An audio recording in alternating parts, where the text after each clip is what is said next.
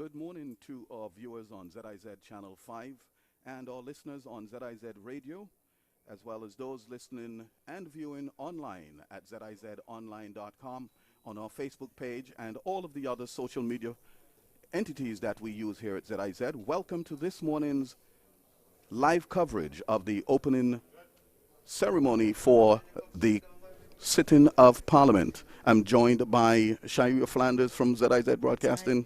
Good morning, good morning, good morning. Later on in the broadcast, we'll also be joined by Via Galloway. So, Shaira, we're here at the St. Kitts Marriott Resort in the Grand Ballroom, where the opening of this parliamentary term will begin shortly. We have seen the arrival of many of the elected members of the parliament. Yes. We've seen the arrival of the Honorable Eugene Hamilton, the Honorable Mark Brantley, the Honorable Alexis Jeffers, the Honorable Eric Evelyn. We've also seen the arrival of Prime Minister Dr. the Honorable Timothy Harris. Yes, he's here as well. And we've seen the arrival of a number of members of the diplomatic and consular corps, both the resident ambassadors as well as the honorary consuls. We've seen members of the business community, member of faith-based organizations.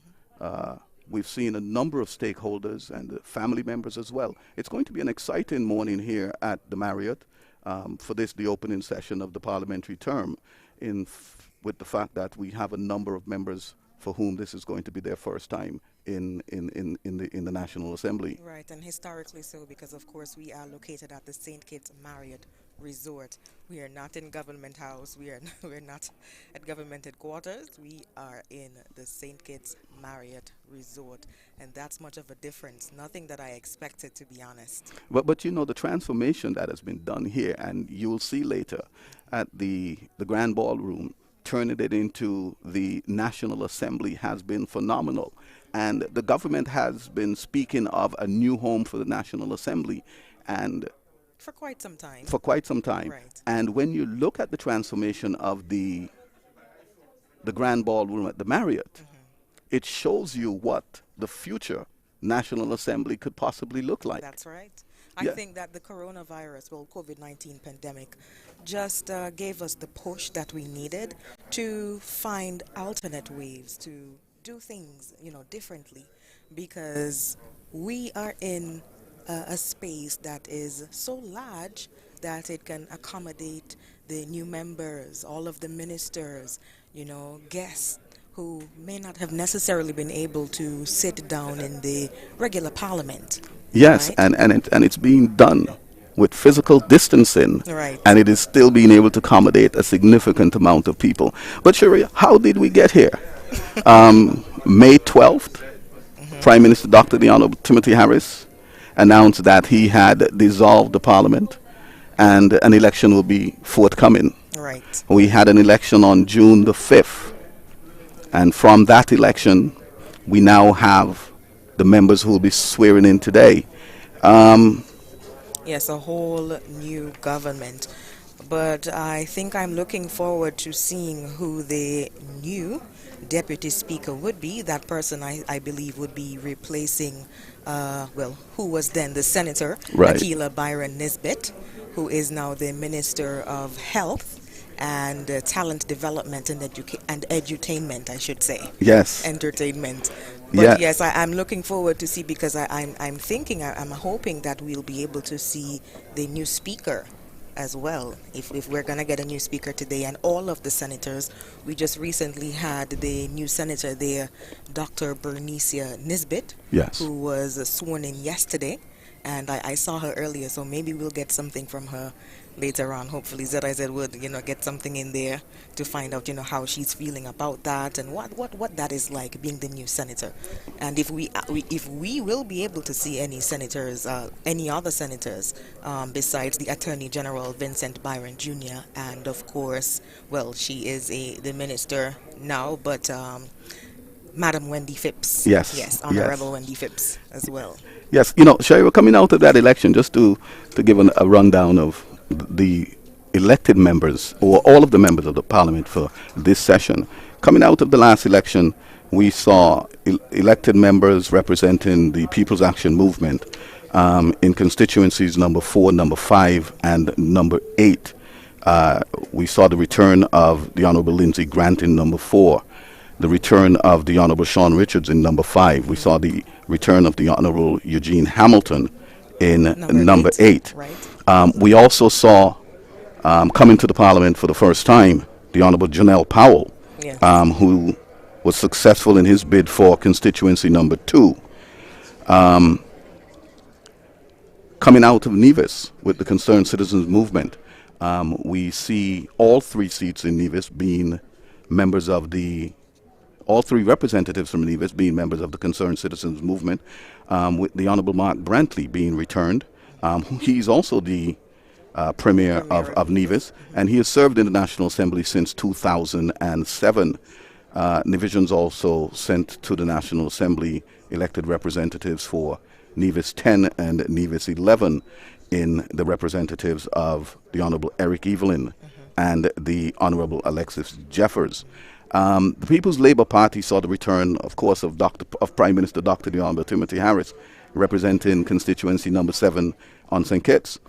And to Parliament, as an elected member, the Honorable Akila Byron Nisbet, who is representing constituency number 3 on St. Kitts. The member for number 3 captured a long-time St. Kitts Nevis Labour Party seat in the elections on June 5th. She also served, as you said earlier, as a senator and the deputy speaker in the last Parliament. That's right. On the opposition benches, we have the Dr. the Right Honorable Denzel Douglas, representing constituency number 6, and the first-time member in the National Assembly representing constituency number 7. Number 1. Number 1. Number 1, the Honorable Jeffrey Hanley.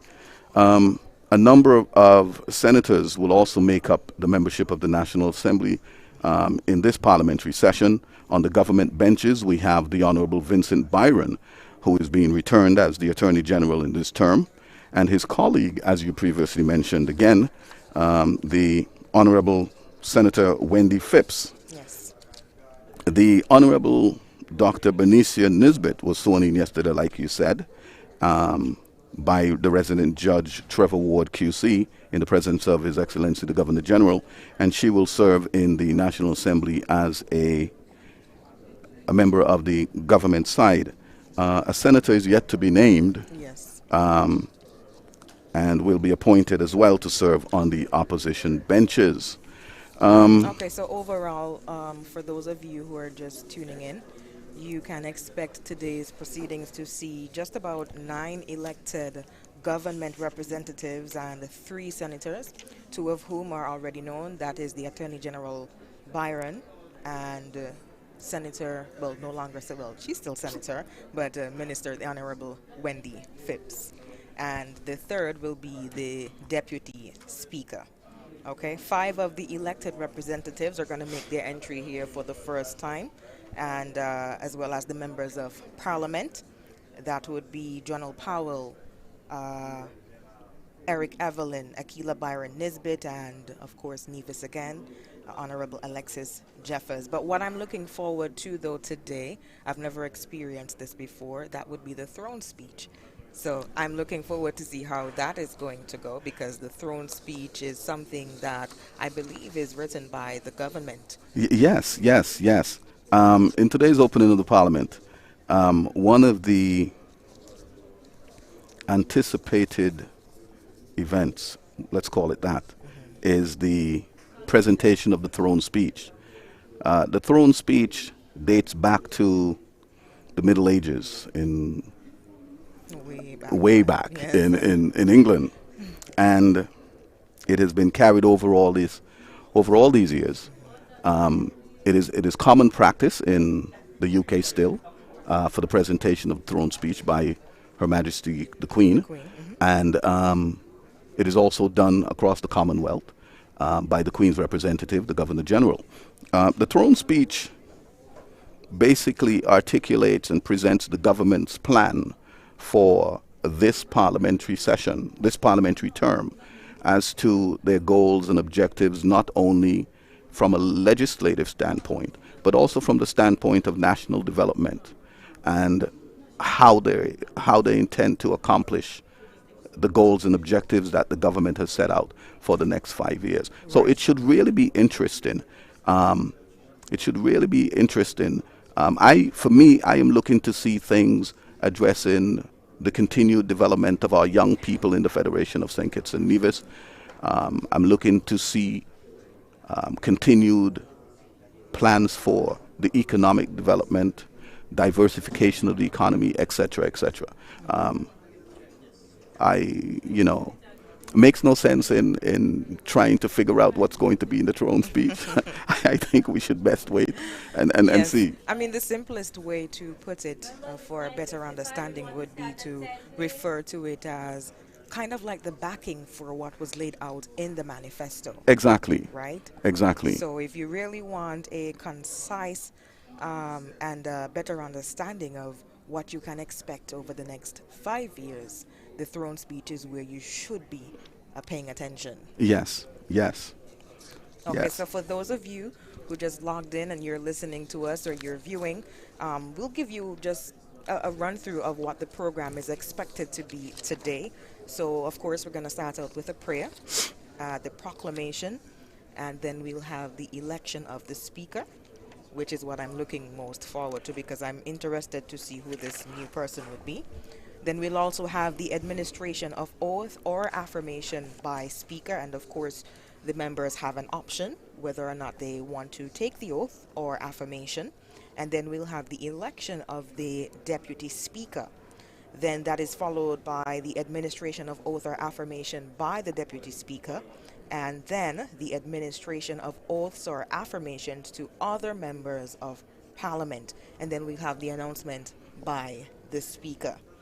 And that'll wrap up with the throne speech by His Excellency Sir Samuel Weymouth Tapley Seaton, GCMG, CVOQ, CJP, LLD, the Governor General of St. Kitts and Nevis. Yes.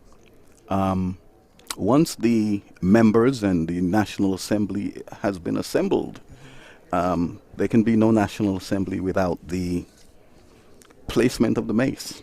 That's true. Yes, and the mace, the mace is an essential part of the regalia of the Parliament. The mace is a symbol of the royal authority, the crown, and without without it, the National Assembly cannot meet or pass any laws. On each day of the House sitting, the mace is carried into the chamber at the head of the Speaker's procession by the Sergeant of Arms. That's the police officer you will see. For those of you who follow the National Assembly on television, you will see the police officer, the uniformed member, carrying the mace, and he places it on the table in the Parliament, and it is suspended in a cradle on that table when the Parliament begins. That symbolizes that we can begin the session of that day's parliamentary session. That's true. Okay, so right now it is 9:58 a.m. wherever you are. That's the time right now here in St. Kitts and Nevis. If you're just logged in and you're listening or you're viewing, wherever you are, thank you for joining us. You are listening to the live coverage of the swearing in of the new parliament that is set to begin at 10 a.m. And I will be co-hosting here with Mr. Grell Brown. Hopefully we get to start right on the dot Well, this morning. I think the opening session of the Parliament will begin right at 10. But Shai, you are looking at the members of the Parliament. It's interesting. Our Parliament has a great mix in terms of parliamentary experience. You look at Prime Minister Dr. the Honorable Timothy Harris. He has been a parliamentarian for almost 25 years. The Honorable Sean Richards, our Deputy Prime Minister, has been a parliamentarian for almost 16 years, with 5 years being on the government bench. This is his second time being on the government bench. The member from Nevis 9, the Honorable Mark Brantley, came to Parliament in 2007. I mentioned that earlier. He came to Parliament in a by-election on the death of the then Nevis 9 representative, the Honorable Malcolm Gishard. So that gives him about 13 years in Parliament. Eugene Hamilton, the Honorable Eugene Hamilton, member for number 8, came to the National Assembly in 2010. Okay. In opposition for 5 years. Yes. 5 years on For the the government People's Action for the Movement. People's Action Movement. 5 years on the government bench. So he's now going into his third term in Parliament. The Honorable Lindsey Grant first came to Parliament in 2015. 5 years on the government's bench. This is his second term in Parliament. Also for the People's Action Also for the Movement. People's Action Movement. And then we have the Honorable Akila Byron Nisbet. 5 years in Parliament.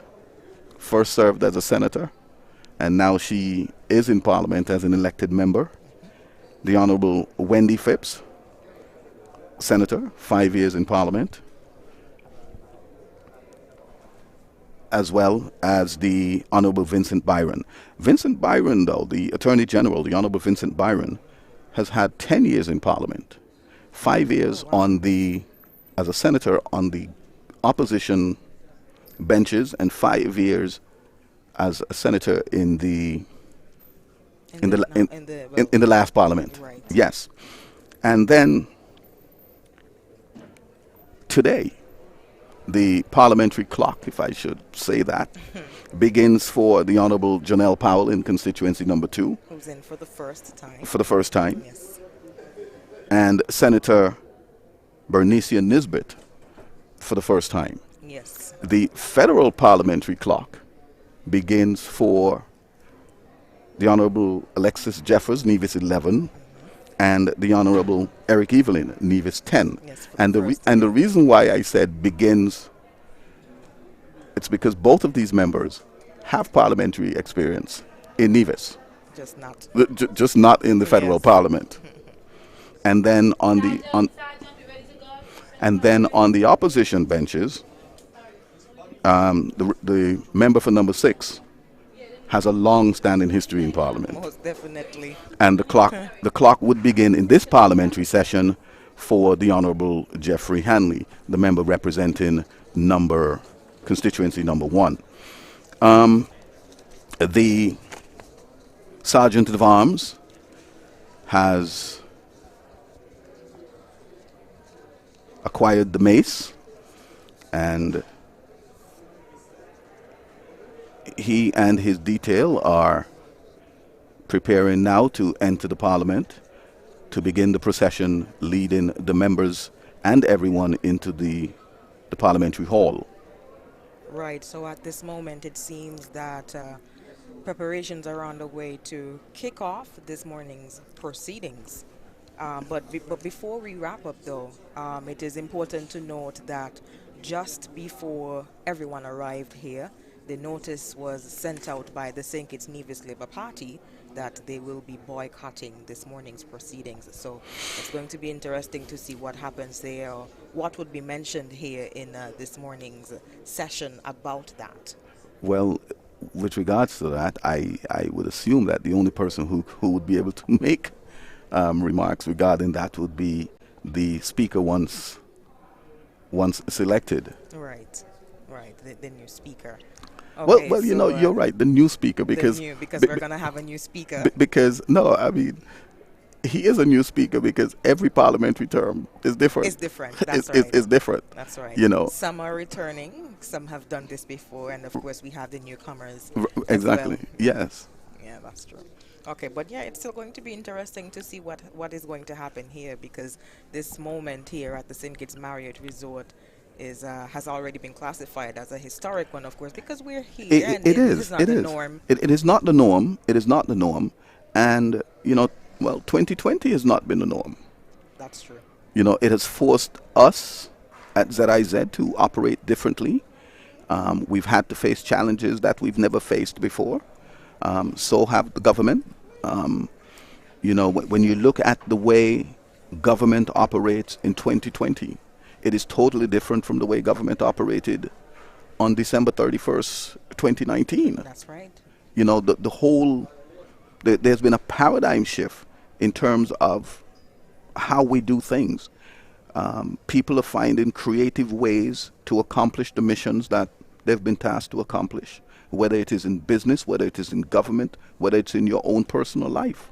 That's true. 2020 has I brought mean, challenges and when opportunities. you think about it, I don't believe that there is anyone who could honestly say that they expected 2020 to go the way that it has gone. I mean, from the beginning of the year, everything has just went topsy-turvy. We started with fires around the globe, and then eventually the coronavirus pandemic just hit every which way all across the globe and just completely changed everything. For those of Exactly. us who are dying to travel again, we well want to touch a plane.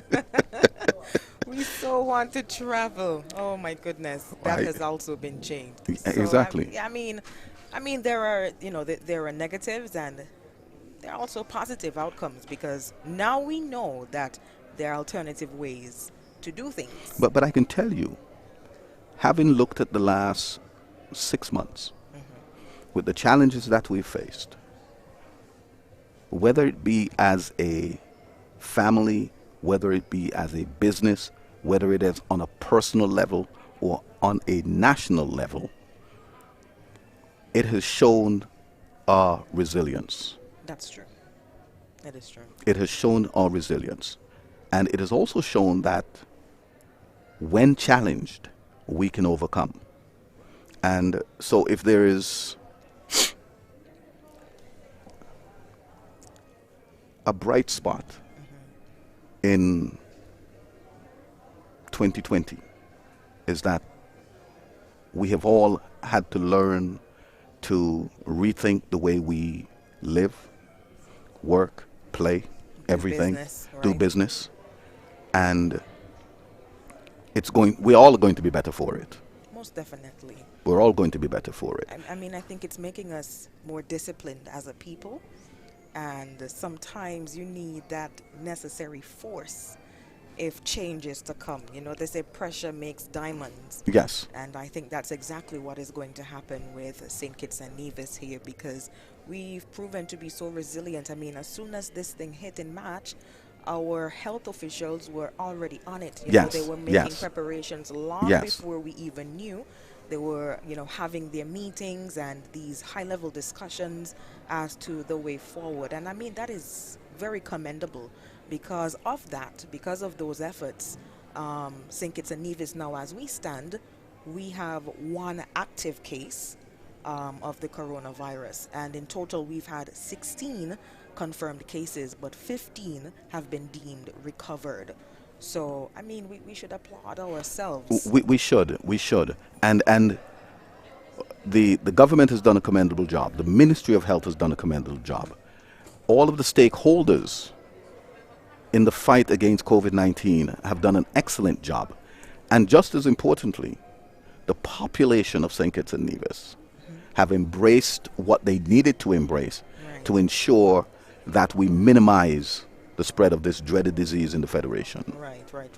For those persons who are adhering to the social distancing and physical distancing protocols, sanitizing upon entry of all business places, the supermarkets, just going to the simple stores for miscellaneous items, just little things like that. Standing 6 feet apart when you're in the bank line and wearing your mask, whenever you are in public spaces. All of those things have really contributed to, just us being able to control the first wave Yes, of the virus. yes. And so hopefully we can maintain that attitude of wanting to protect ourselves and our families because I feel like this is something that we have to do as a collective unit. Oh, definitely, definitely.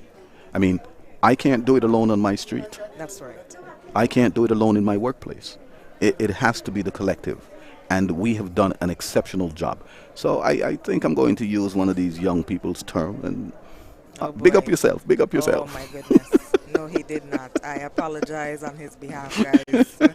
I sincerely apologize for that. The big up yourself. Big Oh up my yourself goodness. as the nation. Big up yourself. We'll accept it for now. All righty. Oh, And goodness. we're here standing by for the start of the parliamentary session, the first sitting of the National Assembly after the 2020 June 5th elections. We're live from the St. Kitts Marriott Resort, the Grand Ballroom, that has been transformed. That has been transformed into a magnificent National Assembly chamber. Right. Okay, so guys, we're getting the signal here to wrap it up for you. So we're going to take it into the main conference area that is now the new area for the Parliament.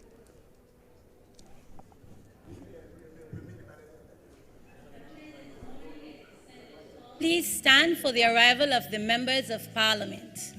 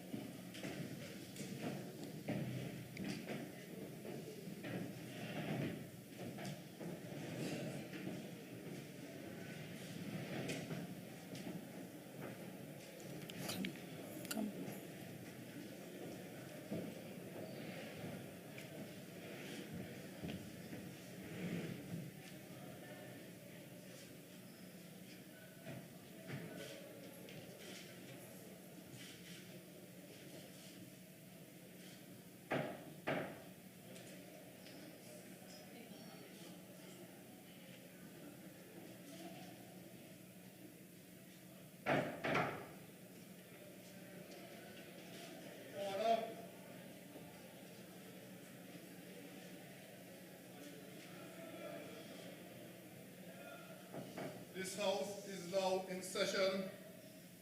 The clerk presiding.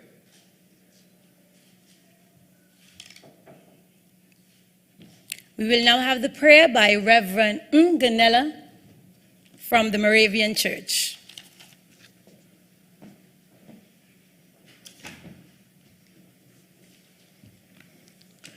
Let us remain standing for prayer. Let us pray. Almighty God, we approach your throne of grace and mercy in the mighty name of Jesus the Christ.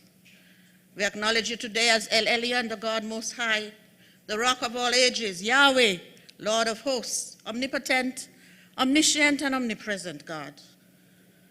We thank you for this historic day in the life of our nation, the Federation of St. Kitts and Nevis, when our newly elected government leaders put before the Parliament and the people of our nation to the Governor General their vision and plans for the term ahead.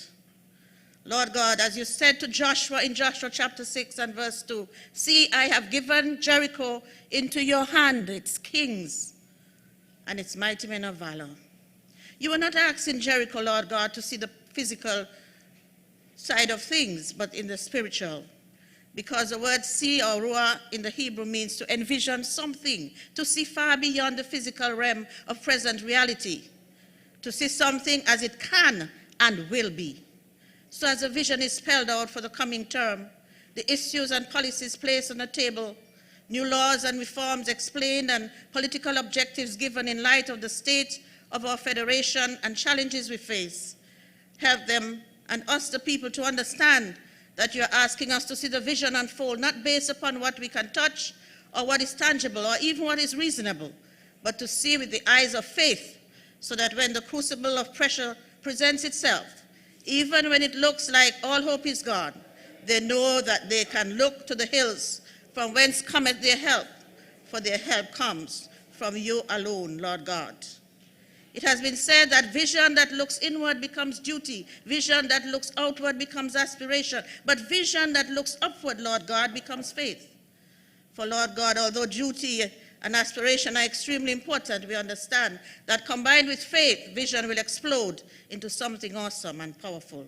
So gracious God, help our leaders not to go ahead of God and presume upon your provision, but most certainly have them not to lag behind and miss your blessings either. So, Almighty God, as our leaders rise to the task for the term ahead, we are mindful that there will be walls of obstacles that will rise up before them. There will be seemingly impossible barriers to overcome. So strengthen them to seek your face and allow you to devise and birth your plans in and through them. Increase their faith and trust in you, Lord. Help them not to be like the impala, that graceful and majestic animal that has the capability to jump as high as 10 feet and as wide as 30 feet, yet, when placed behind the wall of a zoo, fails to escape because it will not jump unless it is able to see where its feet will land. May they understand then that you have equipped them to jump real high and wide, and they can trust you that they will have a safe landing. They can therefore afford to say, as David says in Psalm 18:29, "In your strength I can crush an army. With my God I can scale any wall." So in the name of the Father, the Son, and the Holy Spirit, I declare a special blessing upon our head of state, His Excellency the Governor General, the Speaker of the National Assembly and all subordinates, the Prime Minister and members of his cabinet, representatives of the alternative who may occupy the opposition benches, all other nominated members and all ancillary staff, members of the gallery, and the people of our land of beauty, the Federation of St. Kitts and the Nevis. And may God continue to bless these proceedings today and all future meetings of this august body throughout this term and even beyond. We ask this in the name of Jesus the Christ, and we pray this with thanksgiving. Amen and amen. Please be seated. Thank you, Reverend Mganela. The proclamation. St. Christopher and Nevis, Statutory Rules and Orders, number 28 of 2020. Proclamation dated the 1st day of July, 2020, summoning and appointing a session of the National Assembly by the Governor General of St. Christopher and Nevis. A proclamation signed by Sir S.W. Tapley Seaton, Governor General. Whereas a general election of members of the National Assembly was held on the 5th day of June 2020, and writs therefore duly returned, and whereas it is provided by subsection 1 of section 46 of the Constitution of St. Christopher and Nevis, it is provided that each session of the National Assembly shall be held at such place and shall commence at such time as the Governor General may by proclamation appoint. And whereas it is expedient that the National Assembly should be summoned and the time and place for the sitting therefore duly appointed, now therefore I, Sir Samuel Wemouth Tapley Seaton, Knight Grand Cross of the Most Distinguished Order of St. Michael and St. George, Commander of the Royal Victorian Order, Queen's Counsel, Justice of the Peace, Doctor of Laws, Governor General of St. Christopher and Nevis, in exercise of the powers in me vested, herein before recited, and all other powers me thereunto enabling, do by this my proclamation summon the National Assembly and appoint Wednesday the 8th day of July 2020 at 10 o'clock in the forenoon at the St. Kitts Marriott Resort in the island of St. Christopher as the time and place at which the first sitting of the said National Assembly shall be held for the dispatch of public business. And all our officers and loving subjects in St. Christopher and Nevis, and all others whom it may concern, are hereby required to take due notice hereof and to give their ready obedience accordingly. Given under my hand and the public seal of St. Christopher and Nevis at Government House, Bastille, this first day of July 2020, in the 69th year of Her Majesty's reign. God save the Queen. Election of Speaker. I would now invite members to make nominations for Speaker. I Adrian to propose as the new Speaker of this session of Parliament, Mr. Michael Perkins. Is there a seconder? May it please you, Madam Clerk, I rise to second that motion that Mr. Michael Perkins be appointed as Speaker for this session of Parliament. Okay. Is there any other nomination? Mr. Speaker, I beg that nomination be ceased. Okay. There being no further nominations, I therefore announce that I would want to put the question that Mr. Anthony Michael Perkins serve as the Speaker of the National Assembly for this session of Parliament. Those in favor? Aye. Those against? The ayes have it. I would now invite the mover and the seconder to fetch the Speaker.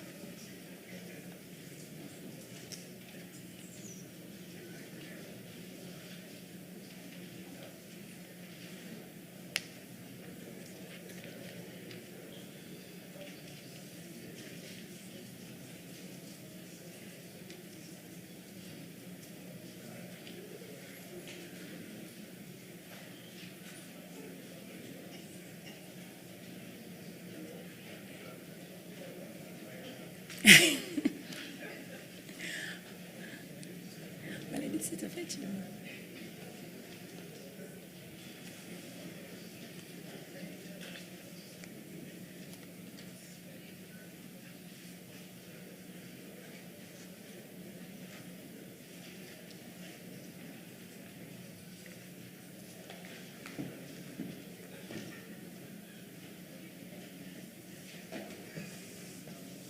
Order.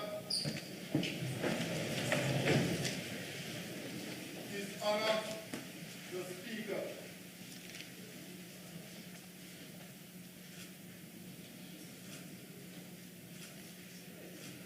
Madam Clerk, we have duly fetched the Speaker. Excellent.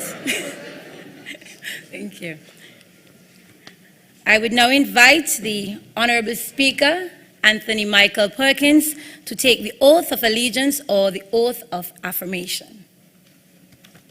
Allegiance. Allegiance. Okay.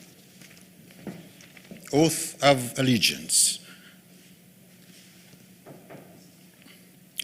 I, Anthony Michael Perkins, do swear that I would faithfully bear true allegiance to Her Majesty Queen Elizabeth II, her heirs and successors, according to law, so help me God. Thank you. Could you please sign?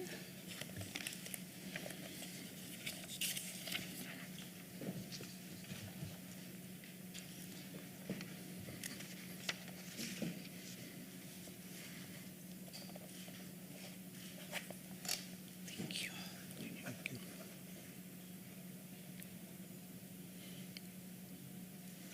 Thank you, Mr. Speaker.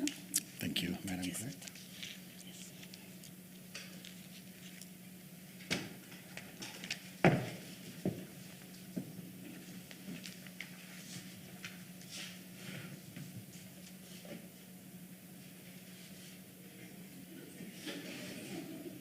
Please be seated.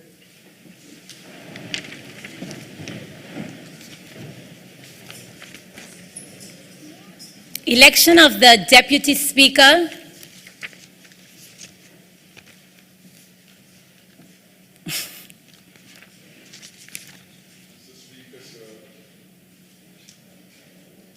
Mike. Mr. Speaker, sir, Madam Clerk, I rise on this occasion, and it is to present the nomination of Dr. Bernicia Nisbet as the Deputy Speaker of the National Assembly. May it please you. Is there a seconder? Mr. Speaker, it is my pleasure to rise and second the nomination of Dr. Nisbet as the Deputy Speaker of this National Assembly. May it please you. Are there any further nominations? Mr. Speaker, Madam Clerk, and Mr. Speaker, I rise again to beg that nomination be ceased. Okay. There being no further nominations, I'll put the question. The question is that Dr. Bernicia Natoya Nisbet serve as the Deputy Speaker of this National Assembly. Those in favor? Aye. Those against? The ayes have it. I will now invite Dr. Bernicia Natoya Nisbet to take the oath of allegiance or the oath of affirmation.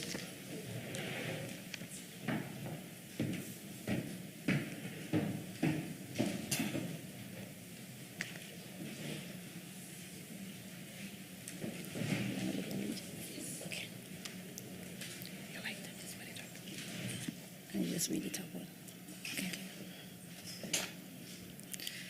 I, Bernicia Natoya Nisbet, do swear that I will faithfully bear true allegiance to Her Majesty Queen Elizabeth II, her heirs and successors, according to law. So help me God. Thank you.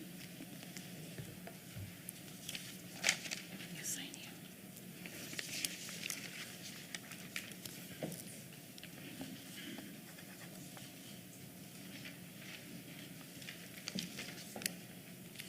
Thank you very much. Thanks.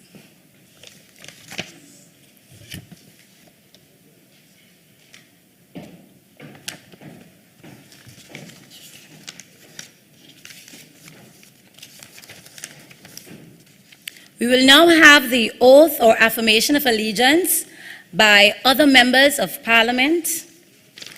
Dr. Timothy Sylvester Harris, please come.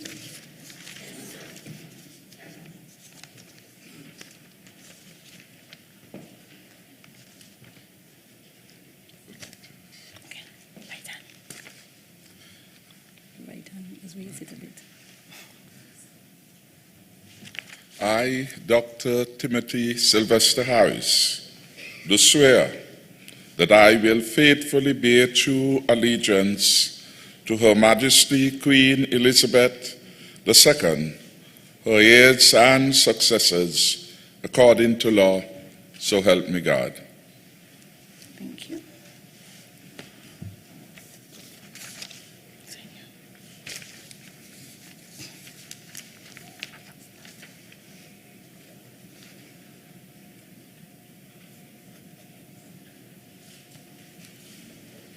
Thank you.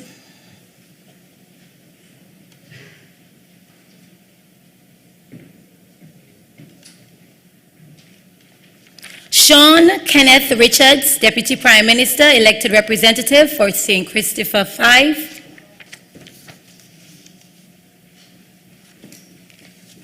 Oath of allegiance. I, Sean Kenneth Richards, do swear that I would faithfully bear true allegiance to Her Majesty Queen Elizabeth II, her heirs and successors, according to law, so help me God. Thank you.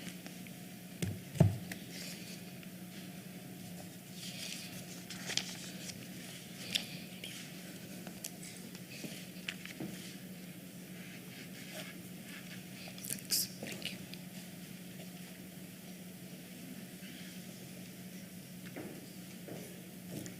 Mark Anthony Graham Brantley, Minister elected representative for Nevis 9.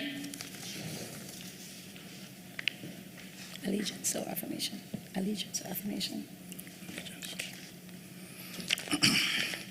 I, Mark Anthony Graham Brantley, do swear that I will faithfully bear true allegiance to Her Majesty Queen Elizabeth II, her heirs and successors, according to law, so help me God. Thank you.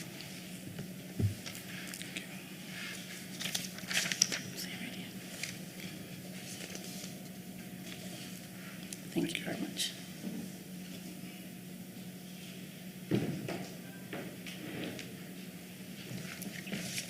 Eugene Alistair Hamilton, Minister, Elected Representative, St. Christopher 8.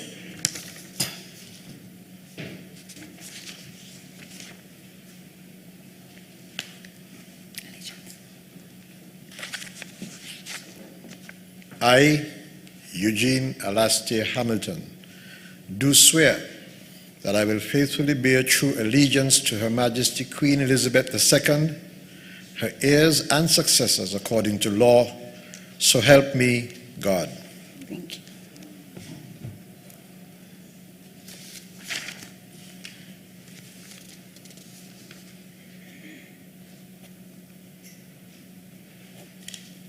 Oh, that's for me.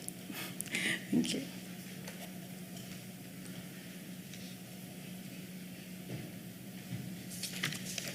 Alexis Allison Jeffers, Minister, Elected Representative, Nevis 11.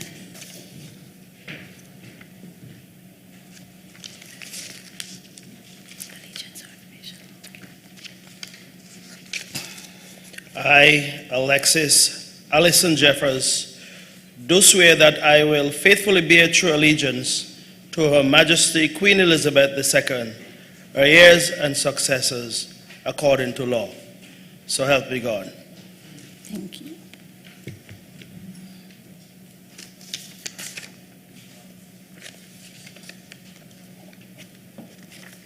you.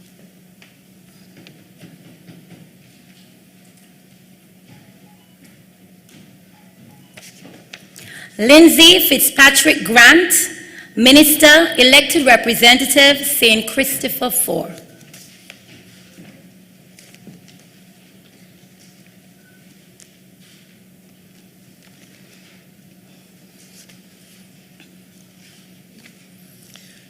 I, Lindsay Fitzpatrick Grant, do swear that I will faithfully bear true allegiance to Her Majesty Queen Elizabeth II, her heirs and successors, according to law. So help me God. Thank you. You have your special pen? Right here.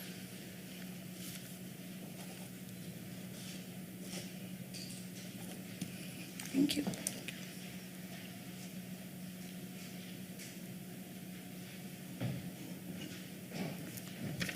Akila Mawusi Camila Byron Nisbet, Minister, Elected Representative, St. Christopher 3.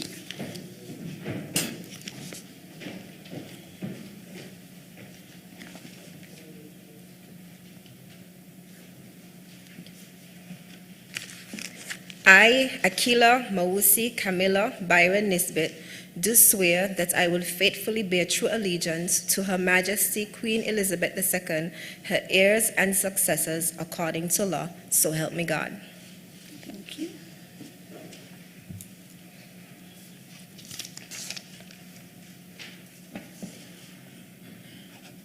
Thank you very much.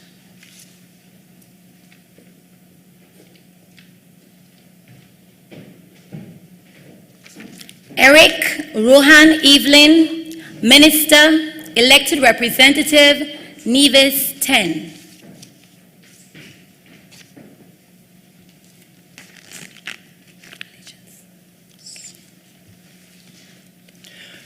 I, Eric Rohan Evelyn, do swear that I will faithfully bear true allegiance to Her Majesty Queen Elizabeth II, her heirs and successors, according to law. So help me God.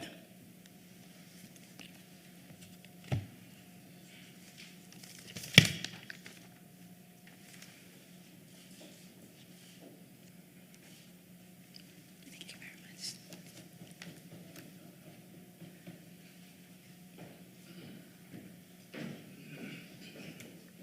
Jonelle Franchette Herbert Powell, Minister, Elected Representative, St. Christopher 2.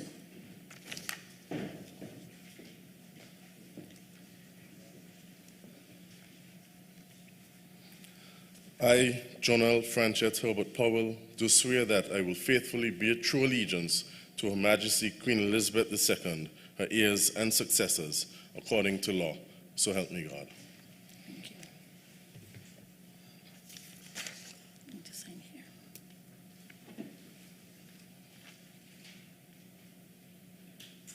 Thank you very much.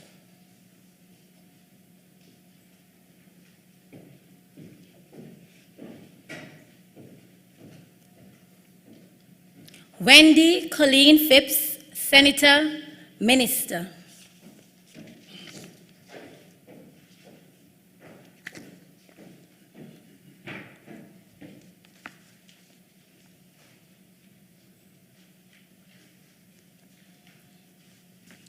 I, Wendy Colleen Phipps, do swear that I will faithfully bear true allegiance to Her Majesty Queen Elizabeth II, her heirs and successors, according to law, so help me God.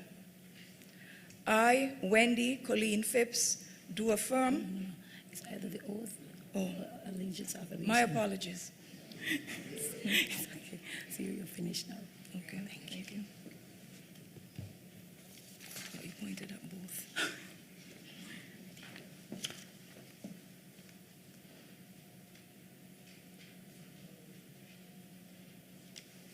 Thank you very much. Okay.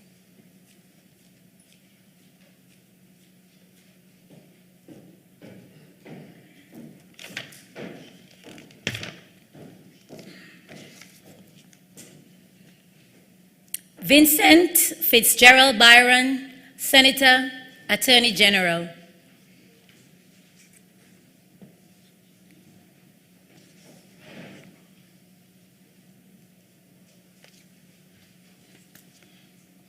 You're doing the oath, right? You're doing the oath of allegiance. I, Vincent Fitzgerald Byron, do swear that I will faithfully bear true allegiance to Her Majesty Queen Elizabeth II, her heirs and successors, according to law. So help me God.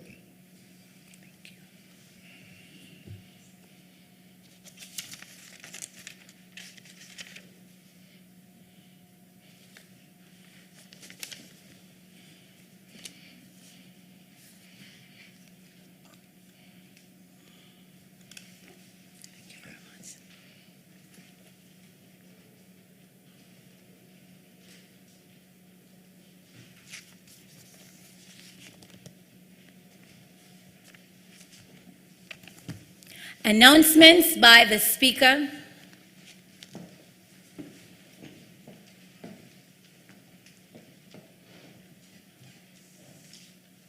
Thank you.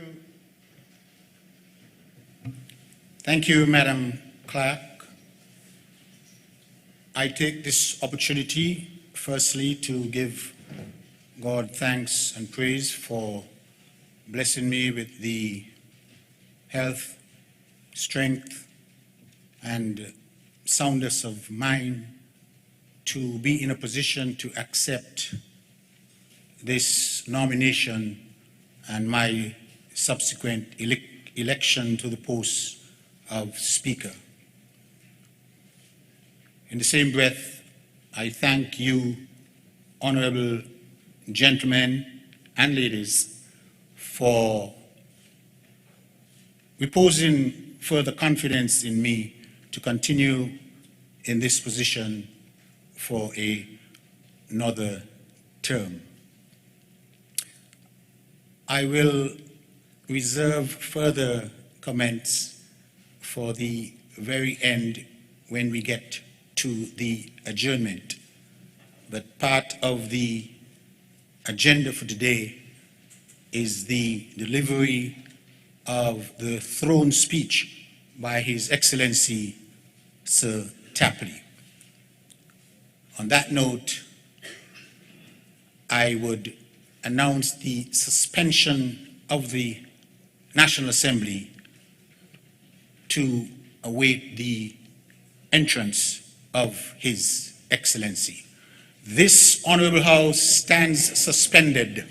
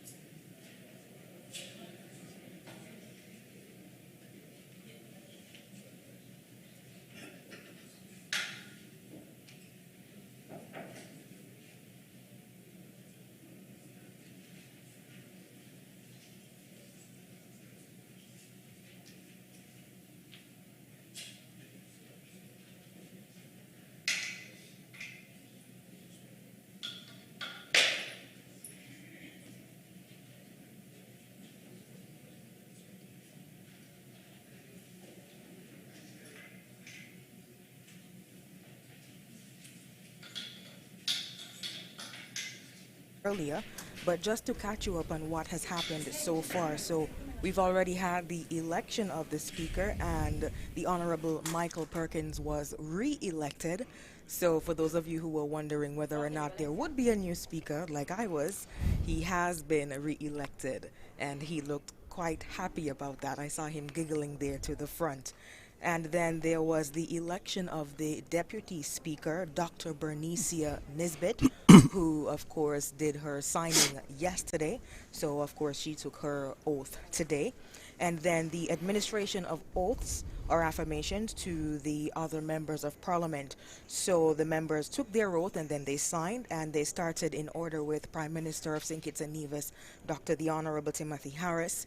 And then you had the Deputy Prime Minister, Sean Richards, and he was followed by Honorable Mark Brantley, who is Nevis 9, and he's also the Premier of Nevis. And then he was followed by the Honorable Eugene Hamilton. But just before the Parliament was suspended, the Honorable Michael Perkins noted that it was for the arrival of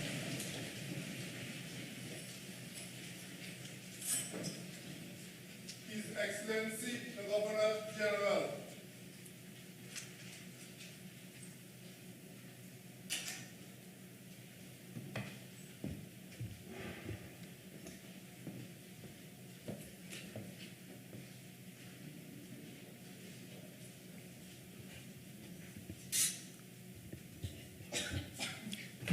It gives me great pleasure to introduce our esteemed Governor General, Sir Tapley, to deliver the throne speech.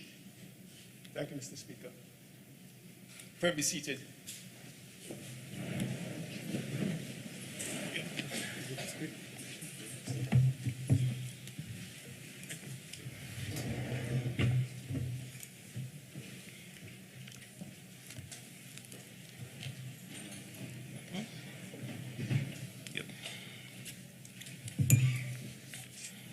Mr. Speaker and other honorable members of the National Assembly,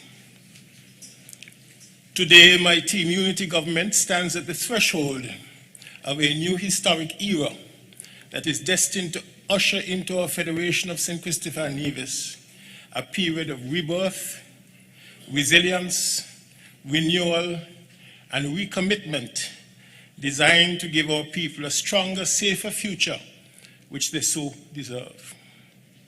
At this particular moment in world history, when every single continent, nation, city-state, town and village has had to contend with a cataclysmic shift in terms of their collective way of life, the decimation of economies, the considerable loss of life, and the countless infections brought about by the novel coronavirus, now dubbed COVID-19 pandemic. Our tiny federation has stood tall in weathering the storms virtually unscathed. For this, we give the Almighty all the glory and honor for bringing us this far by faith and favor. Our very own election campaigning, the conduct of our general election on June 5th, 2020, and the inauguration of the new government were done under rather unusual circumstances in compliance with COVID-19 rules and protocols.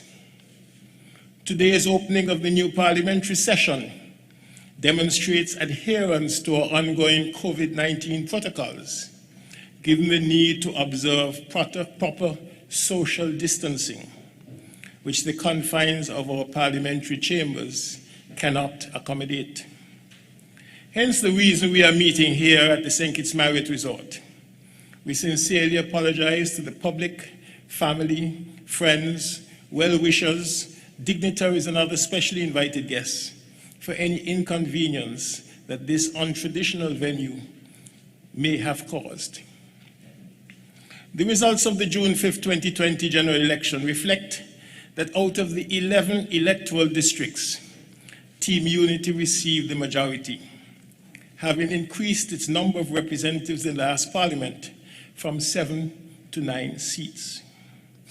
On Sunday, June 7th, 2020, I invited Dr. the Honorable Timothy Harris, who in my own deliberate judgment had the support of the majority of representatives, to be the Prime Minister of St. Kitts and Nevis and to form my government, the executive which I oversee. Today, as we start the National Assembly, we swear in the representatives and senators who will sit in the Parliament to make the laws which will govern our people.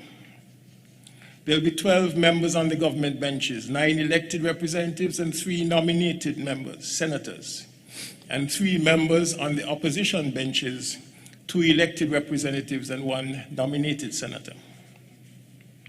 As we stand at the start of the second term of Team Unity government, it is necessary to remind our citizens and residents of St. Kitts and Nevis of the vision, ethos, and overarching aim of the Team Unity movement, which was launched on September 26, 2013, following the agreement of the People's Action Movement, PAM, the Concerned Citizens Movement, CCM, and the People's Labour Party, PLP, to set aside party politics and form a coalition. I would have undertaken a similar exercise in the throne speech, which I would have delivered as the then Governor General's deputy on Thursday, May 14, 2015. Now that Team Unity has retained control of the government following its resounding victory at the polls, with an even stronger mandate by winning 9 of the 11 seats, it is imperative for all to know and to understand that the government had not and will not deviate from its intended plan for national development, where the gains are shared by all, regardless of color, creed, gender, ethnicity, race, political opinion, or socioeconomic status. By holding fast to our united mission, we will truly ensure that our federation remains a preferred jurisdiction in which to live, work, do business, and engage in leisure activities. Adherence to this core mandate will also guarantee that the principles and practices of democracy and good governance remain intact and respected. Mr. Speaker, in 2020, my government is even more committed than we were in 2015 in terms of delivering on the joint vision of prosperity for all, where the impact of our growth and development is positively felt by even the most vulnerable among us. Our approach over the next 5 years in constructing a stronger and safer future is therefore intended to build upon the prosperity foundation that my government would have already started to put in place. The COVID-19 pandemic will not stop the train of development, given our commitment to resilience and adaptability in weathering and adjusting to whatever the new normal state of being calls for. We recognize that it would not be business as usual. We also recognize that this moment in time, more than ever before, is a period that calls for innovation, creativity, and resilience as we set about the task of reopening our economy and our borders in a careful and measured manner. To do otherwise would be a foolish undertaking that threatens the achievements we would have already made in the socioeconomic, cultural, and political transformation of our country. My government views our people's needs, our health, and our wellness as priority number one. We will not compromise public health on the altar of economic expedience. Mr. Speaker, my government intends to maintain a people-centered approach to governance. Our people deserve to take up every space in all areas of human endeavor, whether it be through education, skills development, good jobs, public service, entrepreneurship, and attraction of investments to our federation, be they of local, foreign, or joint venture origin. Mr. Speaker, we were able to make significant strides in developing this people-centric agenda by a number of noteworthy achievements, which cannot all be documented here. Yet there are several which are worthy of recall, as they have now put us on a strong footing to further advance our nation in the next 5 years. These include removal of value-added tax, VAT, from the cost of food, medicine, funeral expenses, and educational supplies. Full repayment of the $117 million debt due to the International Monetary Fund, IMF. This major feat, which together with prudent financial administration of the past 5 years, has enabled us to roll out a historic $120 million economic stimulus package, which is unmatched by most CARICOM jurisdictions. Introduction of enhanced health services, such as chemotherapy-based oncology treatment, mental health, and related occupational therapy. Development of the CBI-funded hurricane roof repair program, from which over 3,000 households have benefited. Construction and reconstruction of health infrastructure, such as the new Sylvia Garnett Primary Care Health Center in Tabernacle, the renovation of Mary Charles Hospital, the reintroduction of dental services there, and repairs and renovations to other health centers. Infrastructure improvements such as the resurfacing of the Island Main Road with drainage and sidewalk construction, the construction of the second cruise ship pier, the Old Road Rehabilitation Project, the construction of the East Bus Terminal and Bastia Ferry Terminal, and the soon-to-be-completed West Bus Terminal. Advancement in tourism and the allied services sector, including the attainment of marquee port status as a result of bringing in 1 million cruise passengers in a single year. Resuscitation and rebranding of the Delicate Citizenship by Investment Program, CBI, into a platinum brand, given its pride of place as the oldest citizenship program in the world, for which we give credit to our nation's only living national hero, Dr. the Right Honorable and Right Excellent, Sir Kennedy Alphonse Simmons, our country's first Prime Minister. Development of award-winning information and communication technologies, ICTs, infrastructure, and commencement of the digital transformation process. Commencement of the process towards repurchasing lands lost in the infamous land for debt swap of the previous regime. Thus far, some 400 acres have been bought back for the people of our country. Investments that are now bearing much fruit in terms of law enforcement and national security. The Peace Initiative, / Alternative Lifestyle Program, is a success story that has practically nullified the murder rate in the nation, while giving some of our young men a second chance to live lives of purpose outside of the gang culture.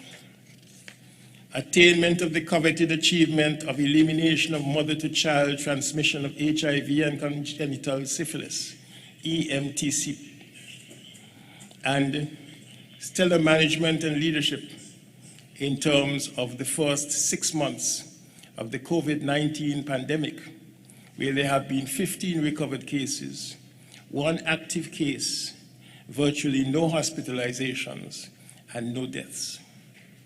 Mr. Speaker, delivery of this sworn speech would not be complete if I did not turn my attention to the plans and programs which my government intends to deliver on in the next 5 years. These initiatives have been clearly laid out in our second Team Unity Manifesto, Stronger, Safer Future. This is the roadmap which my government intends to follow in order to keep St. Kitts and Nevis headed in the right direction.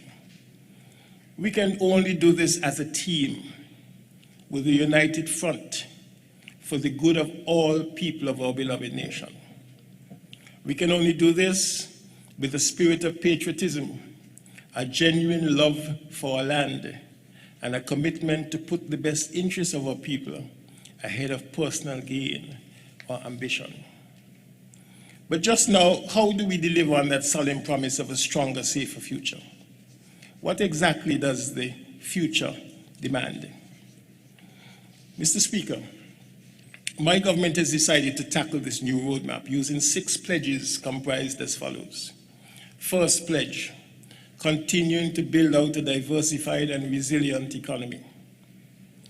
Even before the start of the COVID-19 pandemic, it was very clear to my government that we needed to remain steadfast to the task of building out an economy that was relatively tough enough to withstand the external shocks which can result from catastrophes such as Category 5 hurricanes and other major weather phenomena, as well as epidemics and pandemics.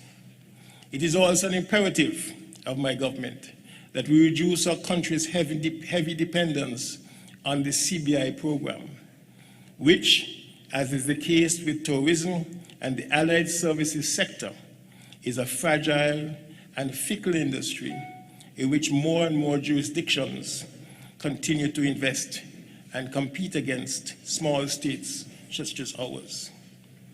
COVID-19 is teaching all our countries the imperative of economic diversification and investment in new and emerging drivers while strengthening traditional sectors such as agriculture, manufacturing, the digital economy, and financial services. As such, in this new term, my government will set out to continue to build out the digital economy needed to power investment and diversification in all sectors of the economy. This will be facilitated by investment partnerships to advance research and development in the science, technology, engineering, arts, and mathematics, STEAM, S-T-E-A-M industry. Focus will also be given to strengthening the nation's cybersecurity infrastructure. Actively attract and recruit high-end manufacturing operators to the Federation while creating new jobs for our labor force. Facilitate new trade agreements with emerging markets such as India, Brazil, and South Africa in order to promote exports and attract new investments from these jurisdictions. Pursue the development of a small business rescue fund in order to assist businesses with resilience and rescue and recovery in the face of a disaster that interrupts business/economic activity in the country. Make more lands available for agricultural production, some of which have been earmarked to come from acreage already redeemed from the land for debt swap. Aggressively promote and facilitate local investment in agriculture and related technology in order to boost food security, agro and meat processing, reduce our food import bills, export produce to neighboring islands, and conserve foreign currency reserves. Stimulate further economic activity in the city, urban, township, and rural parts, and activities appropriate to beach locations will be developed. Create an additional 500 new jobs in tourism, for which our people will be trained through the establishment of a state-of-the-art tourism and hospitality school of excellence. The second pledge, providing more opportunities to improve the quality of life of our people. In my government's first term, much was achieved in order to improve the standard and quality of life for the people of St. Kitts and Nevis. This has included comprehensive social safety net programs, particularly the Poverty Alleviation Program and skills development initiatives.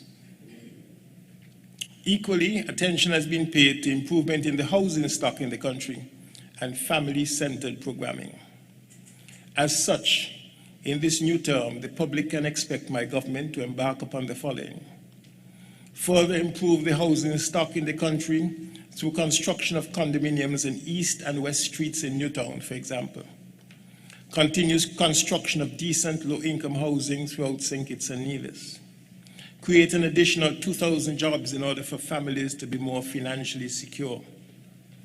Improve social services development delivery to vulnerable populations such as children, the elderly, physically and mentally challenged individuals. Improve opportunities for young people to develop their talents in culture and the performing arts. Creation of the new Ministry of Arts, Entertainment and Related Entrepreneurship will underpin this development among our young people. Complete the process of regularizing the status of employees in the Skills Training and Empowerment Program STEP, who are now being formally received in the public service.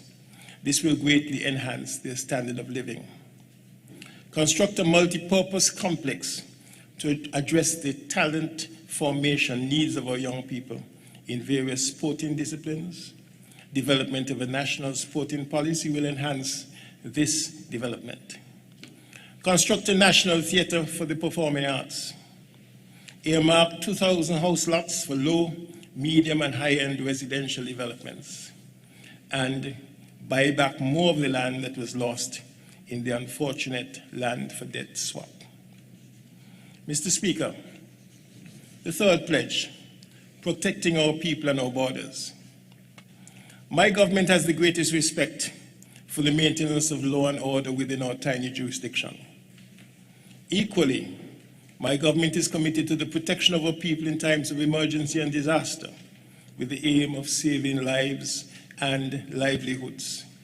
As a result of this, over the next 5 years, one can expect that our team unity government will enhance community policing in order for citizens and residents to develop a sense of responsibility and partnership with the police in securing local neighborhoods. Bolster the Royal St. Christopher and Nevis Police Force by creating opportunities for development of specialist capabilities, training both technical and academic, and also upward mobility in the police force. Construct a new facility for Her Majesty's Prison as part of an ongoing process towards rehabilitation, reintegration, and reorientation of offenders. Continue the build-out of the national security infrastructure. Provide legislative support to strengthen the operational mandate of NEMA. The agency would have performed at first-class level for the duration of this COVID-19 pandemic via its leadership of the National Emergency Operations Center, NEOC. Facilitate improved service delivery among officers assigned to the National Emergency Management Agency, NEMA, Customs, and Immigration Departments. Provide improved facilities for the Coast Guard and the Coast Guard base, and establish a St. Kitts and Nevis identity and citizen registration solution. Fourth pledge, enhancing public services and infrastructure. Mr. Speaker, it goes without saying that if a nation cannot properly invest in the health, education, social, and community services to its people, then the people of that nation will be denied the best opportunity to develop and to thrive, and to become their best selves. As a result, my government has heavily invested in these community services, with the firm resolve to continue doing all in our power to meet the needs of the public through the provision of improved public services and infrastructure. To do this, Team Unity will continue the build-out of the cardiac catheterization laboratory within the institution-based health service in order to address the high incidence of heart disease among our people. Catheterizations prevent the likelihood of blood clots that create heart attacks and thereby save lives, given the high incidence of non-communicable diseases, NCDs, among our people. This laboratory service is a major development. Construct the state-of-the-art Bastia High School in East Bastia. Commence the construction of a new general hospital in West Bastia. Construct a new health center in St. Peter's. Renovate and repair the property at Fortlands Bastia, earmarked as the new home of the Spectrum Center, in order to treat our nation's children and young adults who have been diagnosed with autism. Finalize build-out of the National Health Insurance, NHI, in order to provide medical coverage to all, regardless of socioeconomic status. Establish a graduate studies fund through the Social Security Board that will assist nationals who wish to pursue graduate studies in priority areas determined by government. Construct a National Training Institute, NTI. Assist persons with disabilities to live their lives with dignity and in so doing, participate more fully in the development of the country.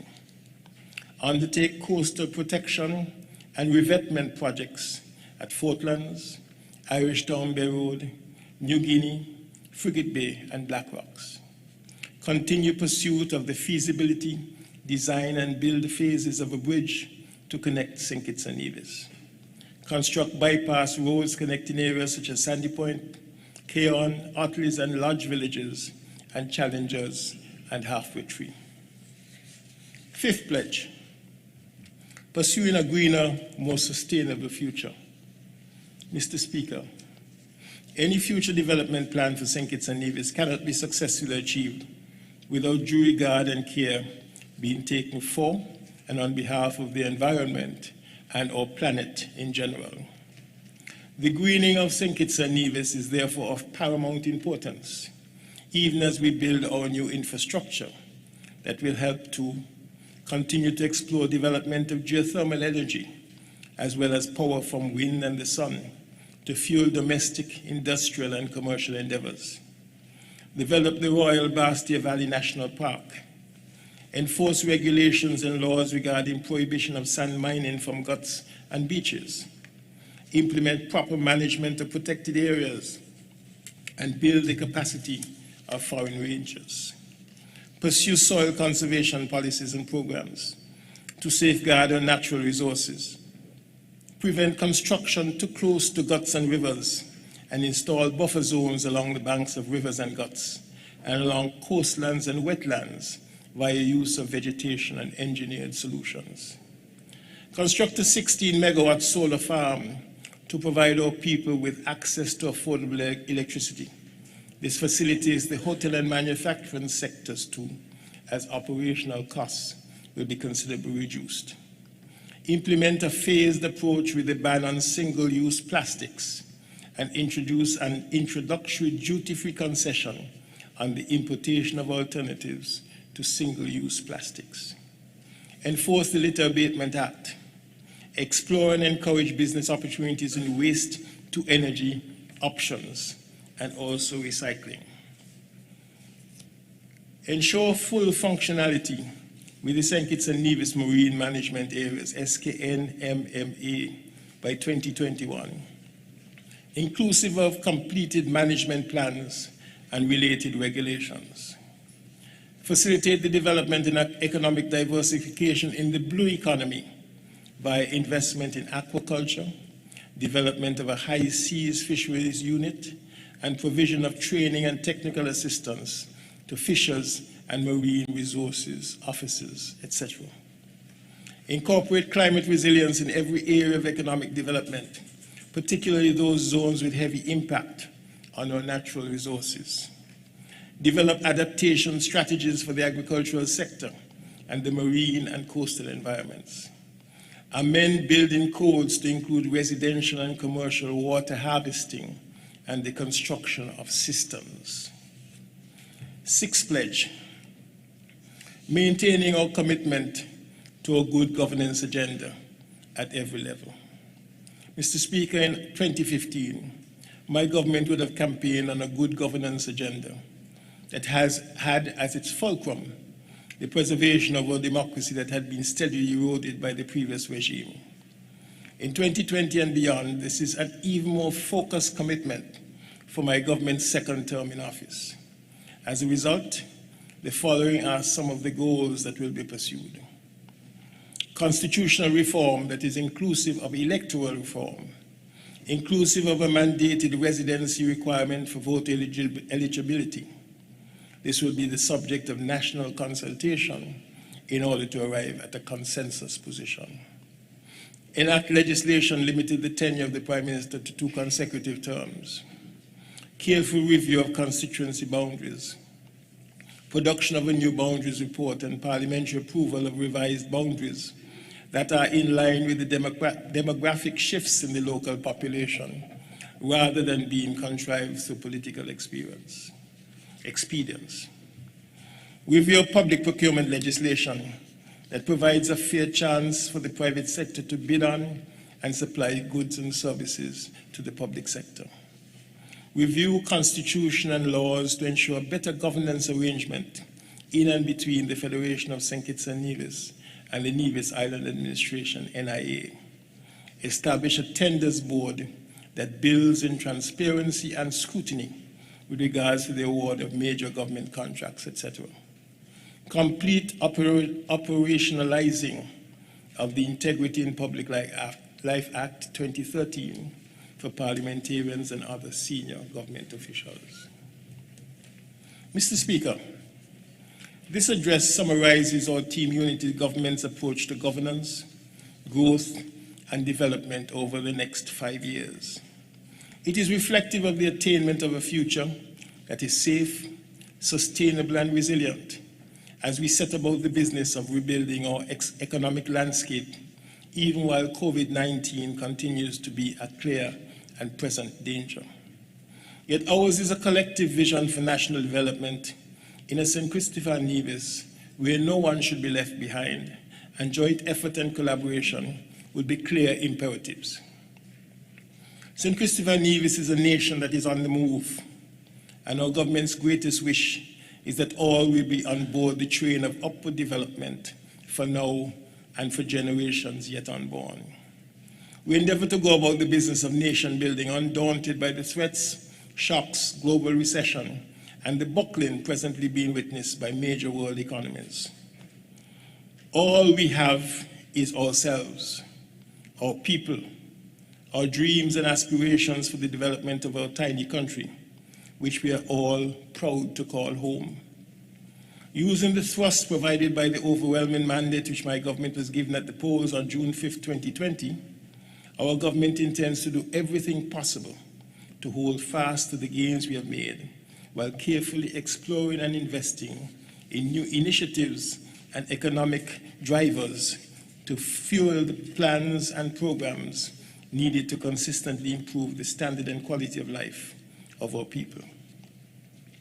Even as we do this, we endeavor to keep our nation safe, healthy, well-skilled, and buttressed by the resources we do have, those that are natural, human, and financial. We do not have the luxury of wastage. Neither do we live in a world where small island developing states such as ours can assume that major global players will excuse our smallness and provide us with handouts, preferred market access, or low expectations in terms of compliance to world trade standards. We need all of our people to achieve all that we can for the good of all of our citizens.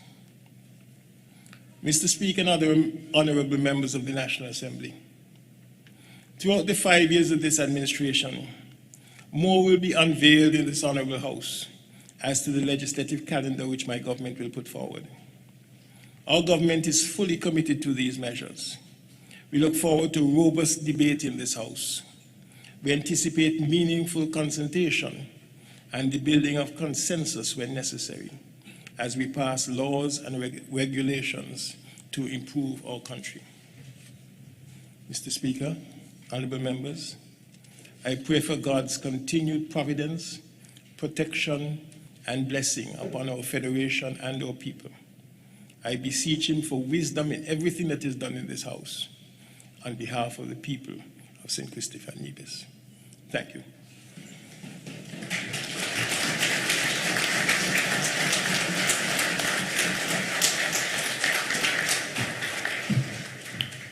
Thank you very much, Your Excellency, for your delivery of the throne speech. Could we all stand and see the departure of His Excellency, please?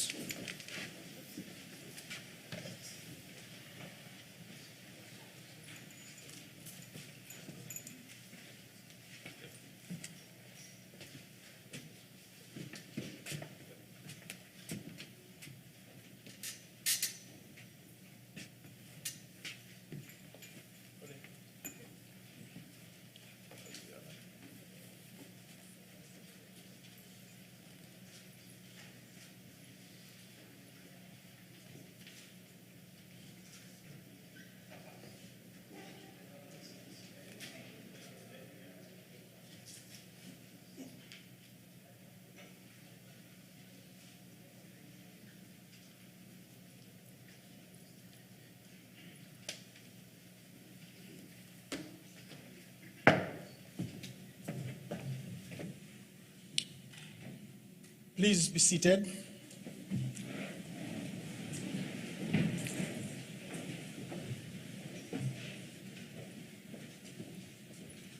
Thank you.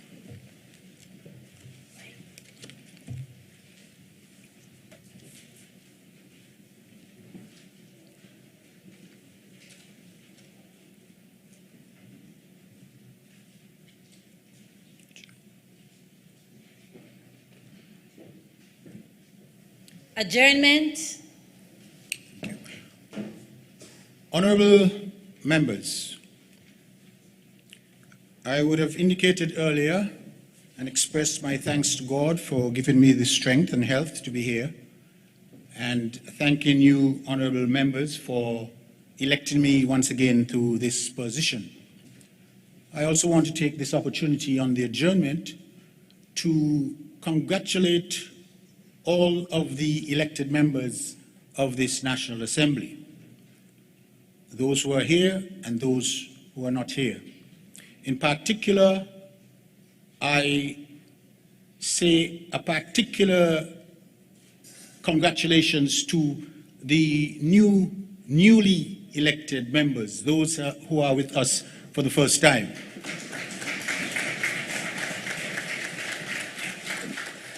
Now that you have applauded, it was remiss of me to say earlier that at a moment like this, opening of the National Assembly, I did expect some more interaction from you and applause, but better late than never.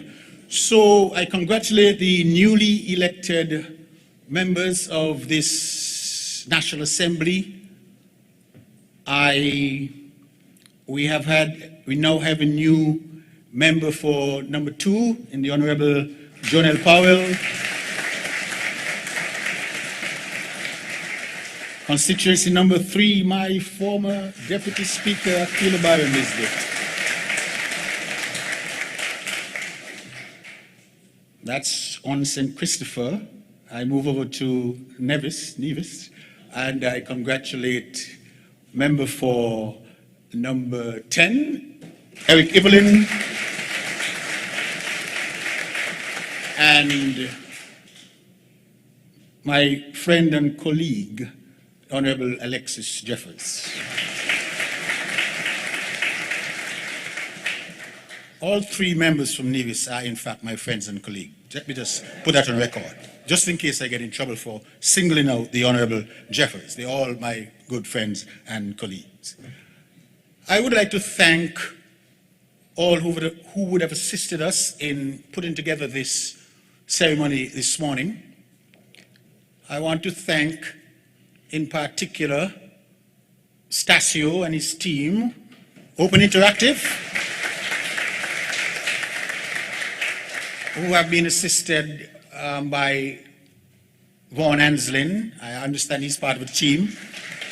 And even though it may be some free advertisement I'm offering now, it's well deserved, because when we look around here, that's the team that really brought this room to light and make us look like that. So I thank that team. I thank ZIZ for being here, and all the other media houses. I thank all the esteemed guests who are here. Permit me to single out, in particular, Her Honor and Mr. Liebert, and our national hero, Sir Kennedy. We thank you for being here. Allow me to just stay with those 3 dignitaries for the fear of running into trouble. But we welcome all of you. We thank you, all the ambassadors, all members of the diplomatic corps, the senior civil servants. We appreciate your being here. I am happy and honored and humbled to have been returned as the Speaker of this House, your presiding officer. I would recall 4 years ago, when I was first elected, I did commit to presiding to the best of my ability, to be fair, to be transparent, and to attempt to treat members with equality. I have done that. I've tried my best. I judge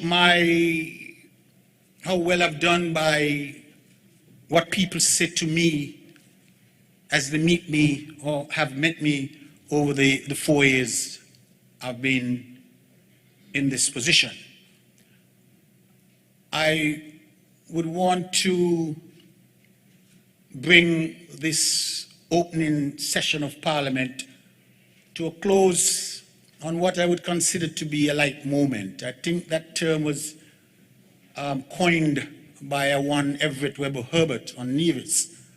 And I know we've been a bit serious and solemn today. Maybe we are thinking of so many other things that are now impacting on our daily lives. But permit me to offer this light moment. It is a light moment, but it in a way has sort of defined my being here and the way I would wish to handle how I preside. And it's an incident which goes like this. About a year ago, one morning, I entered Valuemat at Pond's Pasture. And as I entered just past the cashier, a lady approached me and she said, good morning, Mr. Speaker. You do have a good day. That's all she said to me. And I said, you do have a good day too. I picked up my shopping items, just 2 or 3, went to the cashier. And it so happened when I was at the cashier, there was a child no older than maybe 12, 13, maybe 14 max. And behind that child was the same lady who had greeted me when I got there. And while I was cashing, she said to me, Mr. Speaker, let me tell you this, I am a big labor. If you cut me, you're going to find red in me blood. But I'm a labor. But I could tell you to your face, I believe you fear. You just be fear. But interestingly, the child who was between the lady and me had this look on her face, and she looked at me, and the child was looking at me, and she said, ain't all the time you just be fear though. And I must admit, I was lost for words, but I so wanted to be sure what the child said. I said, what did you say? She said, ain't all the time you just be fear though. And honorable members, ladies and gentlemen, up to today, I am still lost for words because I simply left the cashier and I said, you all have a good day. And we all had a good laugh. And so I said that to say that this thing called fairness and integrity and so on, they are powerful attributes that one can possess.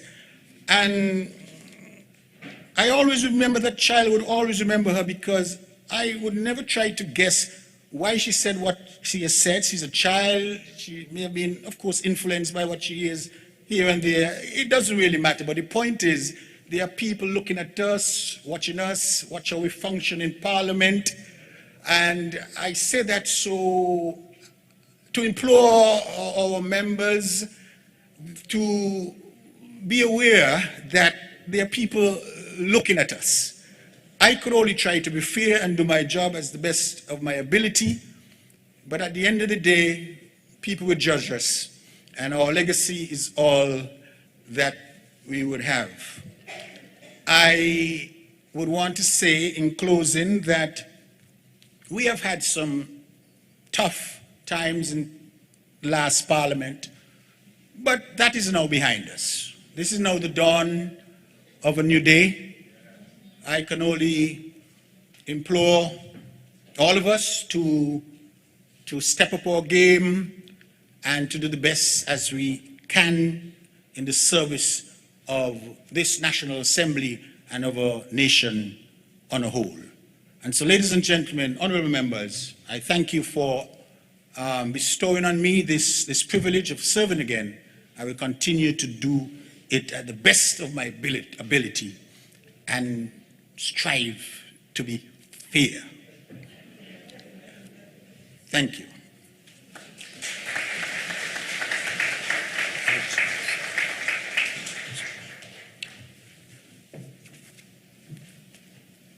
This Honorable House stands adjourned sine die.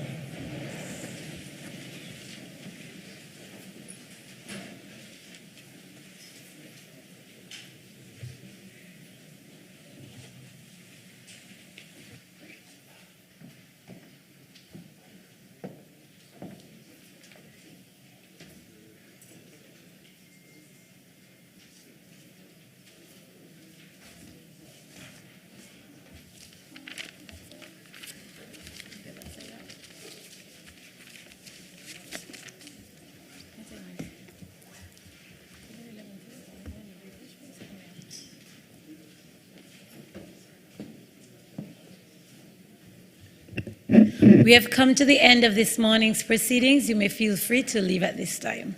Thank you.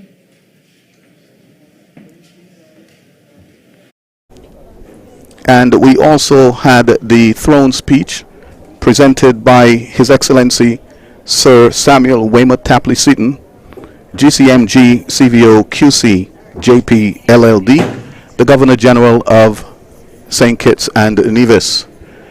Shari, what are your thoughts? Was this your first throne speech? This was most definitely my first throne speech, so I tried as much as possible to take as many notes as I could.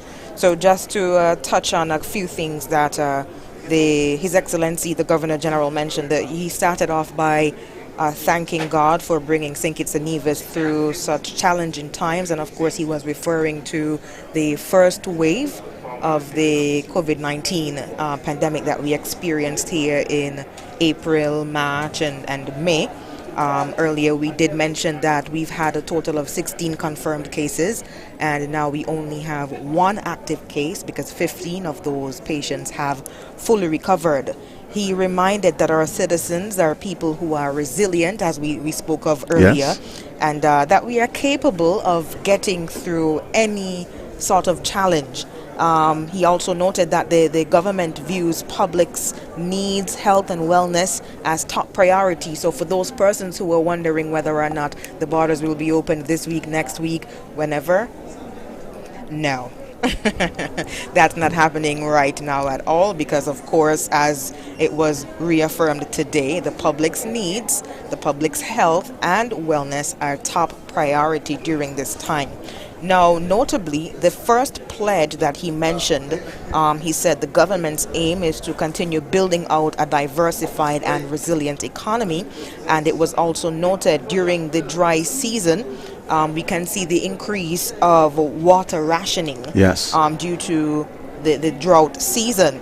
However, in its fourth pledge, it was mentioned that the construction of cisterns will be a part of the government's mandate. So I really want to see what happens there, because for those people who, are constantly talking about, they don't see plans in place for us to conserve water, especially during a time where the washing of hands is so essential to, your health. Because if you're not washing your hands, Right. You're pretty much defeating the purpose of, staying clean and tidy. We need water to drink. We need water to shower. Yes. We need water to cook, and clean. So it's good to see that that is something that is already in place, to see the construction of cisterns implemented in the building codes. That is awesome, because when you look at the real challenges that we are facing with regards to climate change and the challenges that will come as a result of climate change, the incorporation of cisterns in building of homes, businesses, etc., can make a difference. Most definitely. So that was one of the things that I took out of his throne speech as, okay, this is something that we've been wanting for a very long time, and hopefully during the government's second term we can see that happening, which means that the houses and the buildings, the businesses that will be built going forward as part of the codes, the housing Right. codes, you're going to have to put a cistern on that, because we're looking for sustainable development in this country. We want to be able to catch water if needs to, if water is gone. Yes. I've been really struggling with the fact that almost every night water has been going. But fortunately, in my family, we do have a cistern, so I'm able to go outside and get water if I need to, thankfully. But I could imagine for those people who don't have cisterns, it can be challenging. it could be very much challenging and Yes. very frustrating, especially if you have children. And it doesn't necessarily have to be on the house cistern. Any type of catchment unit can make a difference in giving you a continuous supply of water, especially for things such as washing cars, laundry, and some of the other day-to-day activities that we have in our homes. Yes, okay. And then in the second pledge that he highlighted, he spoke of the creation of an additional 2,000 jobs in order for families to be more financially secure. And he noted that 2,000 house lots for low, medium, and high-end residential developments will be earmarked as well. And he touched on the complete process of regularizing the status of employees in the Skills Training and Empowerment Program, also known as STEP. So quite a few things. We've heard some of these things before, and if you haven't, then you should have been able to follow along today to get a grasp of the government's plans over the next 5 years. But as I mentioned before, for you to get a better understanding of what the manifesto from the Team Unity administration, the Team Unity party, I shouldn't say a party, it's a coalition, yes. The Team Unity Coalition, what the mandate is going forward today, what the Governor General actually highlighted would have been the backing for that. There's something else that I wanted to just quickly touch on here. So in the fifth pledge, he said there's a commitment to pursue a greener, more sustainable future. And with that, I just want to continue to explore development of geothermal energy, develop the Royal Bastia Valley National Park, enforce regulations and laws regarding prohibition of sand mining from guts and beaches for those people who like to steal sand, and implement proper management of protected areas, pursue soil conservation policies and programs to safeguard our natural resources, prevent construction too close to guts and rivers. You see, when you drive around, mostly in the rural areas, lots of small houses have been built near the guts. Yes. And sometimes in rivers, and you question how safe. How safe is this? Right. Well, it's good to see that. It's good to see that the government has taken on the protection of the environment as a key agenda item for this term in government. Right. Shaira, as we wrap up the activities within the chambers of the National Assembly, we want to remind our audience that to continue viewing, our news editor Jason Davis will be on set here momentarily, and he'll be interviewing some of the members of the National Assembly who have just been sworn in for this parliamentary term. Right. Yes. Okay, so you guys are going to stay logged on and tuned in, because we have a few people lined up to do interviews, and so we're just going to get ready for that for you so that we can get them seated and they can come in and conduct these interviews. Okay, so you stay with us whether you are tuned in on a 96.1 FM or you are viewing us on zizonline.com or TV channel 5. We have quite a lineup here for you. Although the parliament has been adjourned, ZIZ is going to do our best to bring you as much coverage as possible.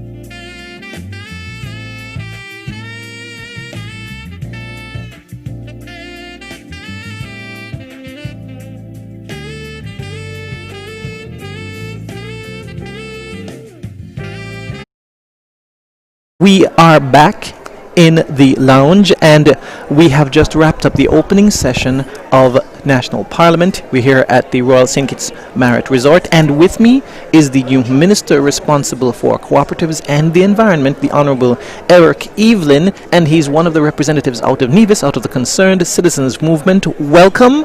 Thank you very much, Jason, and it is indeed a pleasure to be here. It's our pleasure to have you. Thank you. Now, I wanted to talk to you about some of the priority areas, some of the areas that you want to really get a jump on under your ministry.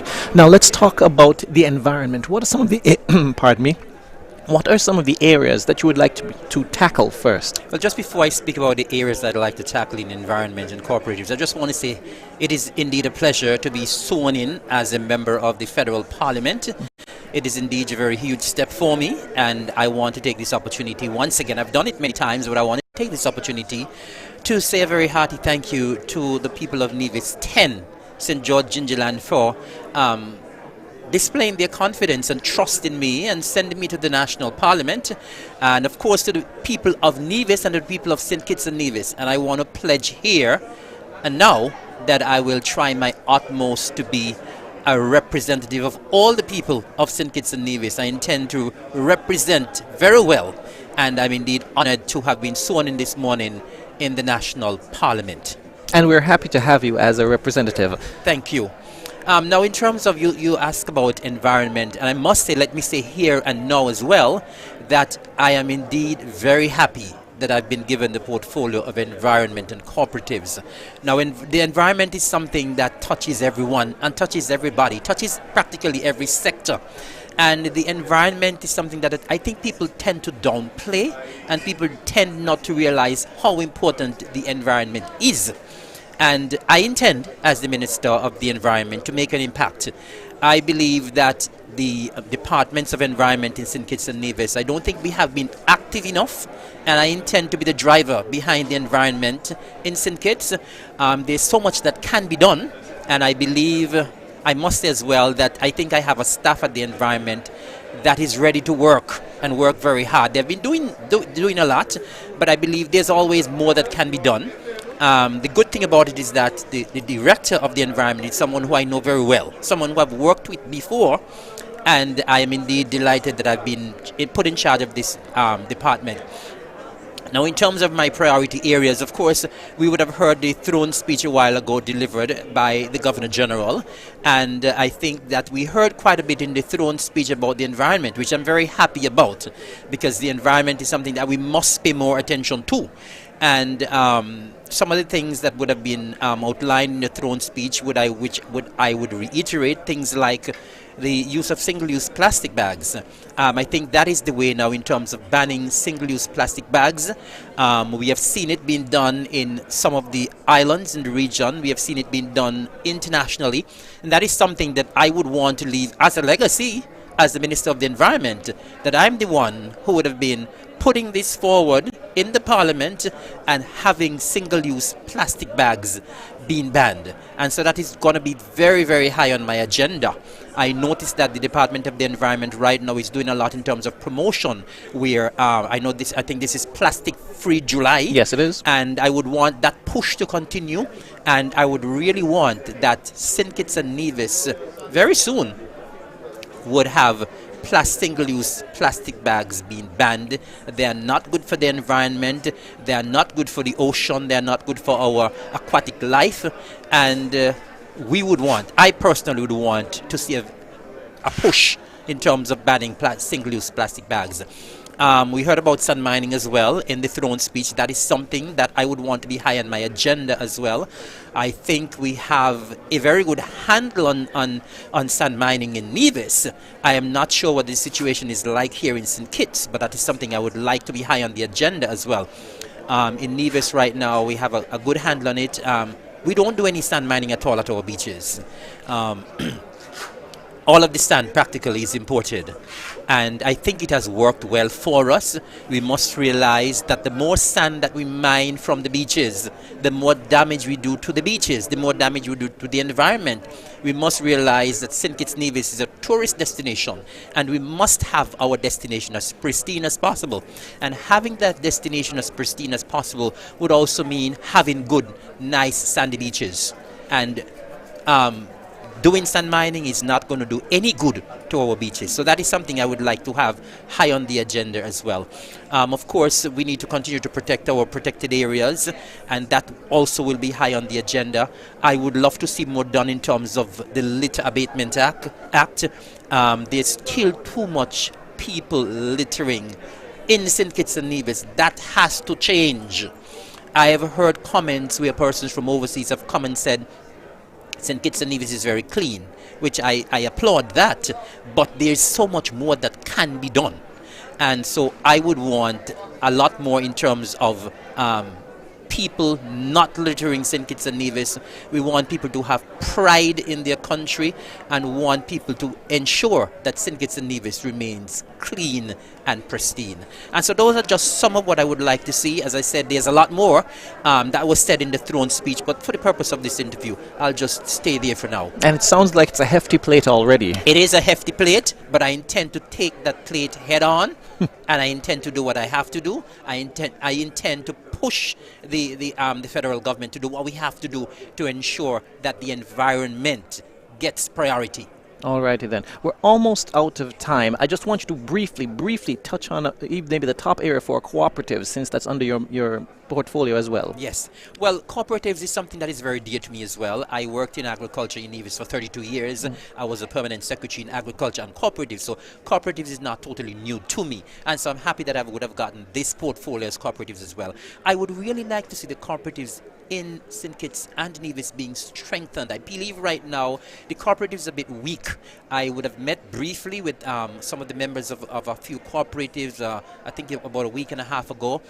They were very enthused. They have a lot of ideas, and I intend to try as much as possible from the federal government's level, from the administration's level, from the team unity level, to ensure that the cooperatives get the assistance and the support that they really need, because there's so much can be done through cooperatives. I want the cooperative movement in St. Kitts and Nevis to be strengthened, and that is going to be very high on my priority. All right, well, thank you very much, and we look forward to hearing more about your accomplishments in the next 5 years. Thank you so very much. I intend that within the next 5 years, a lot will be done for both cooperatives and the environment. And thank you for having me. It's our pleasure. Thank you. I've been speaking with the Honorable Eric Evelyn. He is the Minister responsible for cooperatives and the environment. He is a representative of the CCM and now a part of the federal parliament. Just been sworn in this morning. We're going to be right back with more interviews with other members of parliament.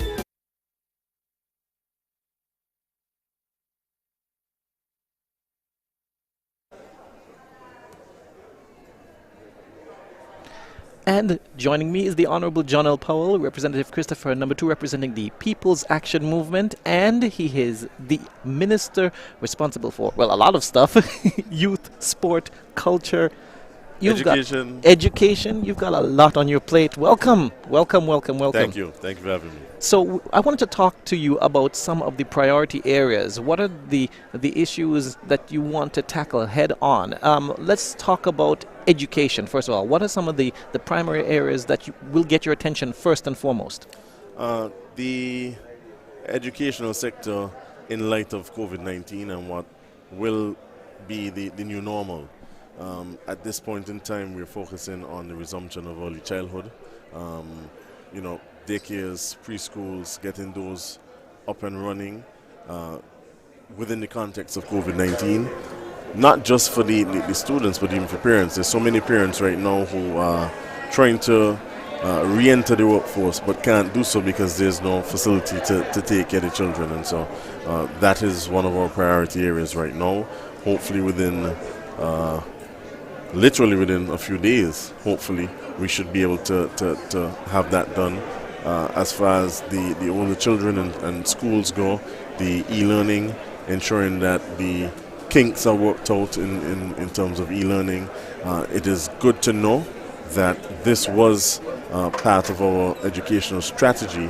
COVID-19 just brought it forward and made us go into it a little faster than we anticipated. But so far to date, we have been able to issue over 1,200 devices to students, and it's working. Like I said, a few kinks to work out, but that is where we're going, and to ensure that both students and teachers are on a good footing to start the new school year in September. I would imagine that all of the divisions under your portfolio will be impacted by COVID-19: education, youth, sport, and culture. Certainly. So, under the topic of sport now, how are you going to go forward? Well, it's interesting. One of the first things that we were able to do was to establish a task force within the Department of Sports, which is mandated to manage the resumption of sporting activities. So as we look to resume the football leagues and the softball leagues and all these things, that task force is dealing with that in light of international protocols and local protocols. And in addition to that, looking at and working with the Ministry of Education to ensure a smooth and healthy reopening of sports within schools when September comes. Under COVID-19 guidelines, I would assume. Correct. All righty. Now, the youth have always been, praised as the future of our country, the future of the world, basically. So what are the priority areas when addressing youth and their future? Well, it's about empowering youth.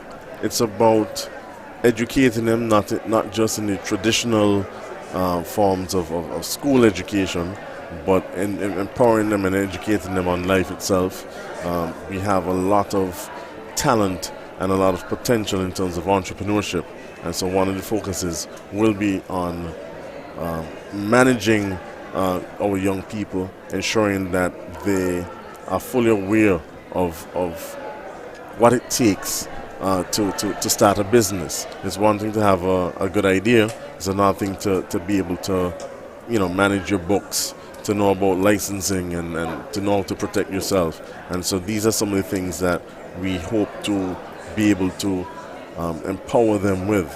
I look forward to working closely with my colleague, the Honorable Akila Byron Nisbet, in terms of that new ministry that she now is the head of in terms of arts, entertainment, entrepreneurship, working closely with the Department of Youth, the Department of Culture, to ensure that our young people are in a better position to take advantage of opportunities and God-given talents. Which kind of segues into my final question. This has been a project that's been near and dear to my heart for years, a National Arts Center. When are we actually finally going to be seeing one? Very soon. Very soon, and most definitely under the second term of Team Unity. We are looking at a number of different options. There has been the concept put forward of merging a performing arts center with an indoor sporting facility, and that is not off the table. That is something that we're looking at, but certainly in the short term, I don't want to release anything too soon, but hopefully you can tell me, no one will ever know. Hopefully in the very near future, we will be in a position to announce some other initiatives towards that and to complement that. And I think, even in terms of the CFBC and trying to reintroduce the arts within the curriculum there, it's going to be a good 5 years. Okay. Well, we look forward, and I'll be paying particular attention to the development of the Arts Center, so you might be hearing back from me again. Not a problem. Thank you very much for joining us. It's been a pleasure speaking with you. Thank you. I've been speaking with the Honorable John L. Powell. He's the Minister of Education, Youth, Sport and Culture in the Team Unity administration, and we've been talking about what are some of the plans under his portfolio. Now, we've got more interviews coming up, so stay with us.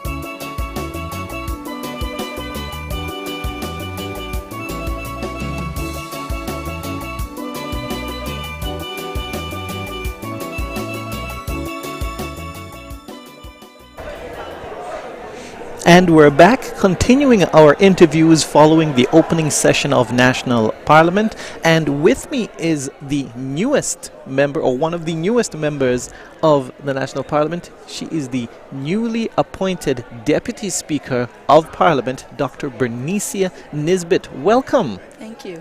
Well, first of all, how do you feel being appointed being appointed as the new Deputy Speaker? Well, I feel honored and I feel blessed that the Team Unity saw this opportunity for me and have this confidence in me to represent them in the House as Deputy Speaker. So I'm feeling honored and blessed.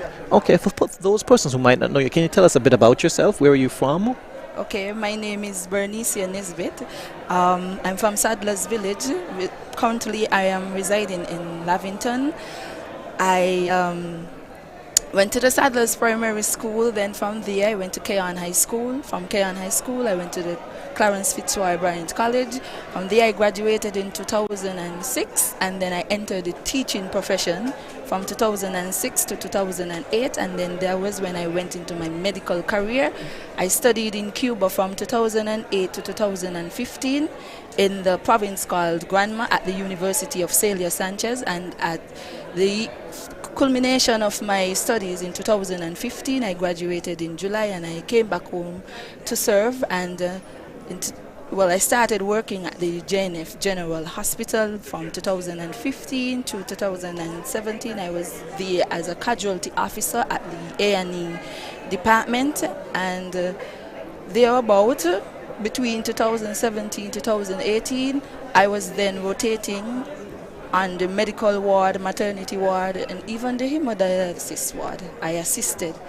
And then in 2018, I went out into the community doing public health. And I have been there until this current.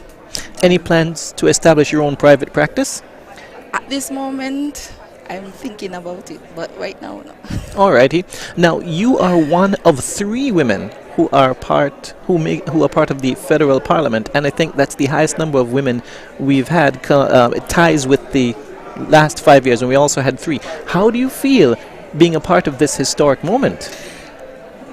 I feel overwhelmed, not in a bad way, overwhelmed as in, oh my God, I'm actually one of the 3 ladies who have actually make it into this political arena, and I am young, and so that makes me feel even more confident that, hey, I'm young, I'm a woman, I'm ambitious, and I can do this. So Well, that brings up the interesting point that there has always been a call for more young people and more women to get in the political arena. What's your take on that? Well, I would encourage, yes, young ladies, if you're out there and you're seeing me, myself, or Minister of Health, Akila Byron. Actually, let me just sidetrack a little. Miss Byron was the one who actually motivated me and inspired me to come out and be this bold, might I say. I've been watching her since the moment she was sworn in as senator, and I've been watching her progress, and I just felt, hey, this is a young woman with children, and she's doing it. She's making it work.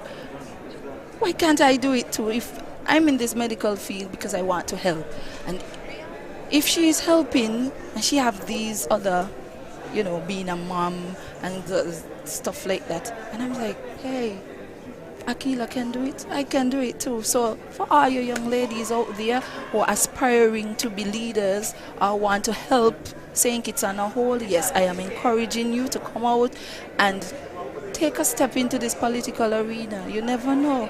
You never know. Just let God be your guide. So let me ask you, do you have any aspirations to be a minister then? Well, let's take it slow at first. Let's take it step by step. For now, I am happy for the role that I'm playing, Senator and Deputy Speaker of the House. And so in this position, I am open to learn.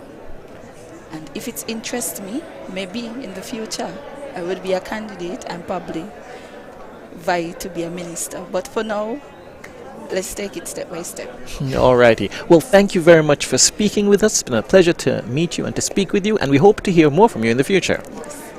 All righty, I've been speaking with Dr. Bernicia Nisbet. She's the newest member of Parliament and has been sworn in as Deputy Speaker of the House of Assembly.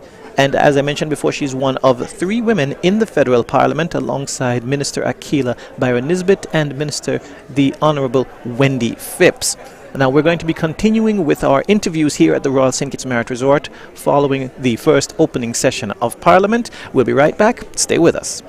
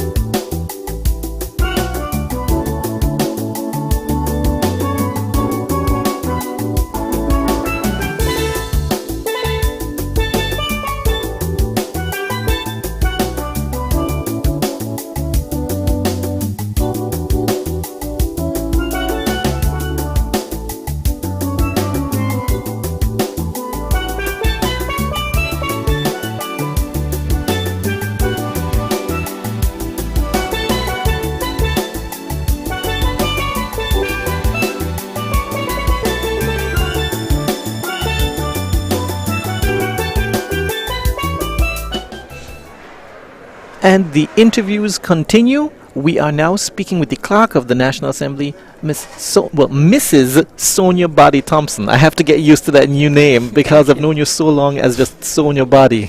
Thank you, Jason. So we are here and we've just witnessed the first sitting of Parliament under the second term of the Team Unity administration, and there will be some changes and some additions to the Parliament. What do you think of these new additions? I think the additions are timely. We're seeing a lot more young faces. We have a very young member in constituency number 2 for St. Christopher 2 in the person of the Honorable John L. Powell. We now have the Honorable Akila Byron Nisbet, who is now an elected representative for St. Christopher 3. And just yesterday, we had another young senator, I think she's just around 32 years of age, Dr. Bernicia Nisbet. So I think it speaks volumes. I like the new mix that we have. The mere fact that we have is at least 3 young persons and now 3 young women on the government side. I think it shows that the government is certainly interested in youth empowerment, youth development, and also the empowerment of women. And I think more young women and more young persons are going to be inspired to consider playing a more active role in politics. For too long we have felt that politics was for the older folks. It was for the men in the big dark suits, but now we're seeing more ladies stepping up to the plate and demonstrating that we're equally capable to represent and give excellent representation. So I'm quite delighted in terms of the diversity in the members of Parliament that we have now, and I think it bodes well for the future of St. Kitts and Nevis, because at least you can see that there are certainly plans for transition, and because we don't expect some members to be there forever. But at least if you're mixing in your blood now, they'll be able to somewhat be apprentices and learn from the others. So I think there's a great balance in terms of youth and experience. Now, you were a youth ambassador sometime back, a CARICOM youth ambassador? Yes, I was a CARICOM youth ambassador for St. Kitts and Nevis from 2013 until 2015. Now, talking about bringing the youth into the arena of politics, what suggestions would you have to try and encourage more young people to get into the political arena? Well, the thing is, there are quite a number of political parties in St. Kitts, and I think it's just for young persons to avail themselves, to offer themselves up to the various executives, to be more active, to say, I want to be a more active member of the party. I just don't want to be a voter on election day. I think I have sufficient skills and talent that can be utilized to help build the party. Could be in terms of campaigning, strategizing. There's so many things that young people can do. And once they realize that young persons are willing, they are able, they are competent enough, I think more young persons would be offered opportunities. And so, again, as I said, I'm very delighted that when we look across the parties, you see there's a young elected representative for PAM, there's a young elected representative for the People's Labour Party, there's a new young senator who is also part of the Team Unity administration. So I think it's just a matter of young people stepping up and saying, I am ready, I am willing, I am able, I'm sufficiently competent, and I think a closed mouth never get fed. So it's important that persons articulate their intentions, their visions, and demonstrate that, yes, I can. And persons will definitely open doors for you. Final question now. How would basically the same question of attracting youth, how would you convince more women to get involved in the political arena? As you said, in the past it's typically been the men in the dark suits. And do you think that might have turned women off from wanting to be a part of that discussion? I think the major challenge for women is the mere fact that we've always been nurturers, we've always been responsible for the home. And, I've done even some research on it and read books about, women in Caribbean politics, and you'd find that when men are in politics, a lot of times the supporters, the canvassers, whoever the family members, they are more easily willing to assist the men in doing whatever they need to do otherwise, so that they can focus on their campaigns.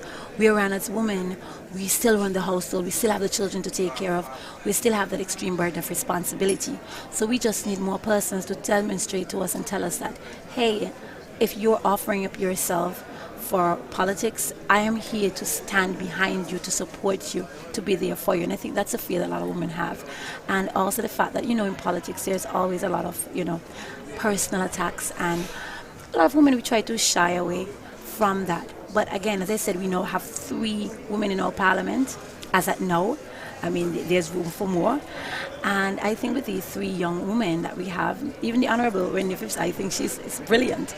I'm always inspired when I listen to her speak, ever so confident, it's very knowledgeable. So I think this bodes well for women. I think I look forward to this term of parliament, because I think these 3 women will certainly make their mark and certainly encourage other young women to get into politics. I don't think it's a fact that we can't. It's just that we needed to see more women, and I think now we have more women at the forefront. Once they continue to excel and to do well, more women will feel motivated and inspired to do well. But again, as I said, we need stronger support systems, because we have women are nurturers, we're in charge of the household, and that's why I think the Honourable Akila Barron Nisbet, who is now the elected representative for St. Christopher 3, is a perfect example of indeed that, yes, as women we can, because she's a mother of 3, so that in itself is a challenge. And now she's running a ministry. She still has her constituency responsibilities, but she has availed herself. She's not yet 40, and if she can do it, I think every other woman in St. Kitts and Nevis can do it as well. Indeed. Wise and inspiring words. Thank you very much, Mrs. Sonia Body Thompson. You're welcome. I've been speaking with Ms. Sonia Body Thompson. She's the clerk of the National Assembly, and we are continuing our interviews here at the Royal St. Kitts Marriott Resort.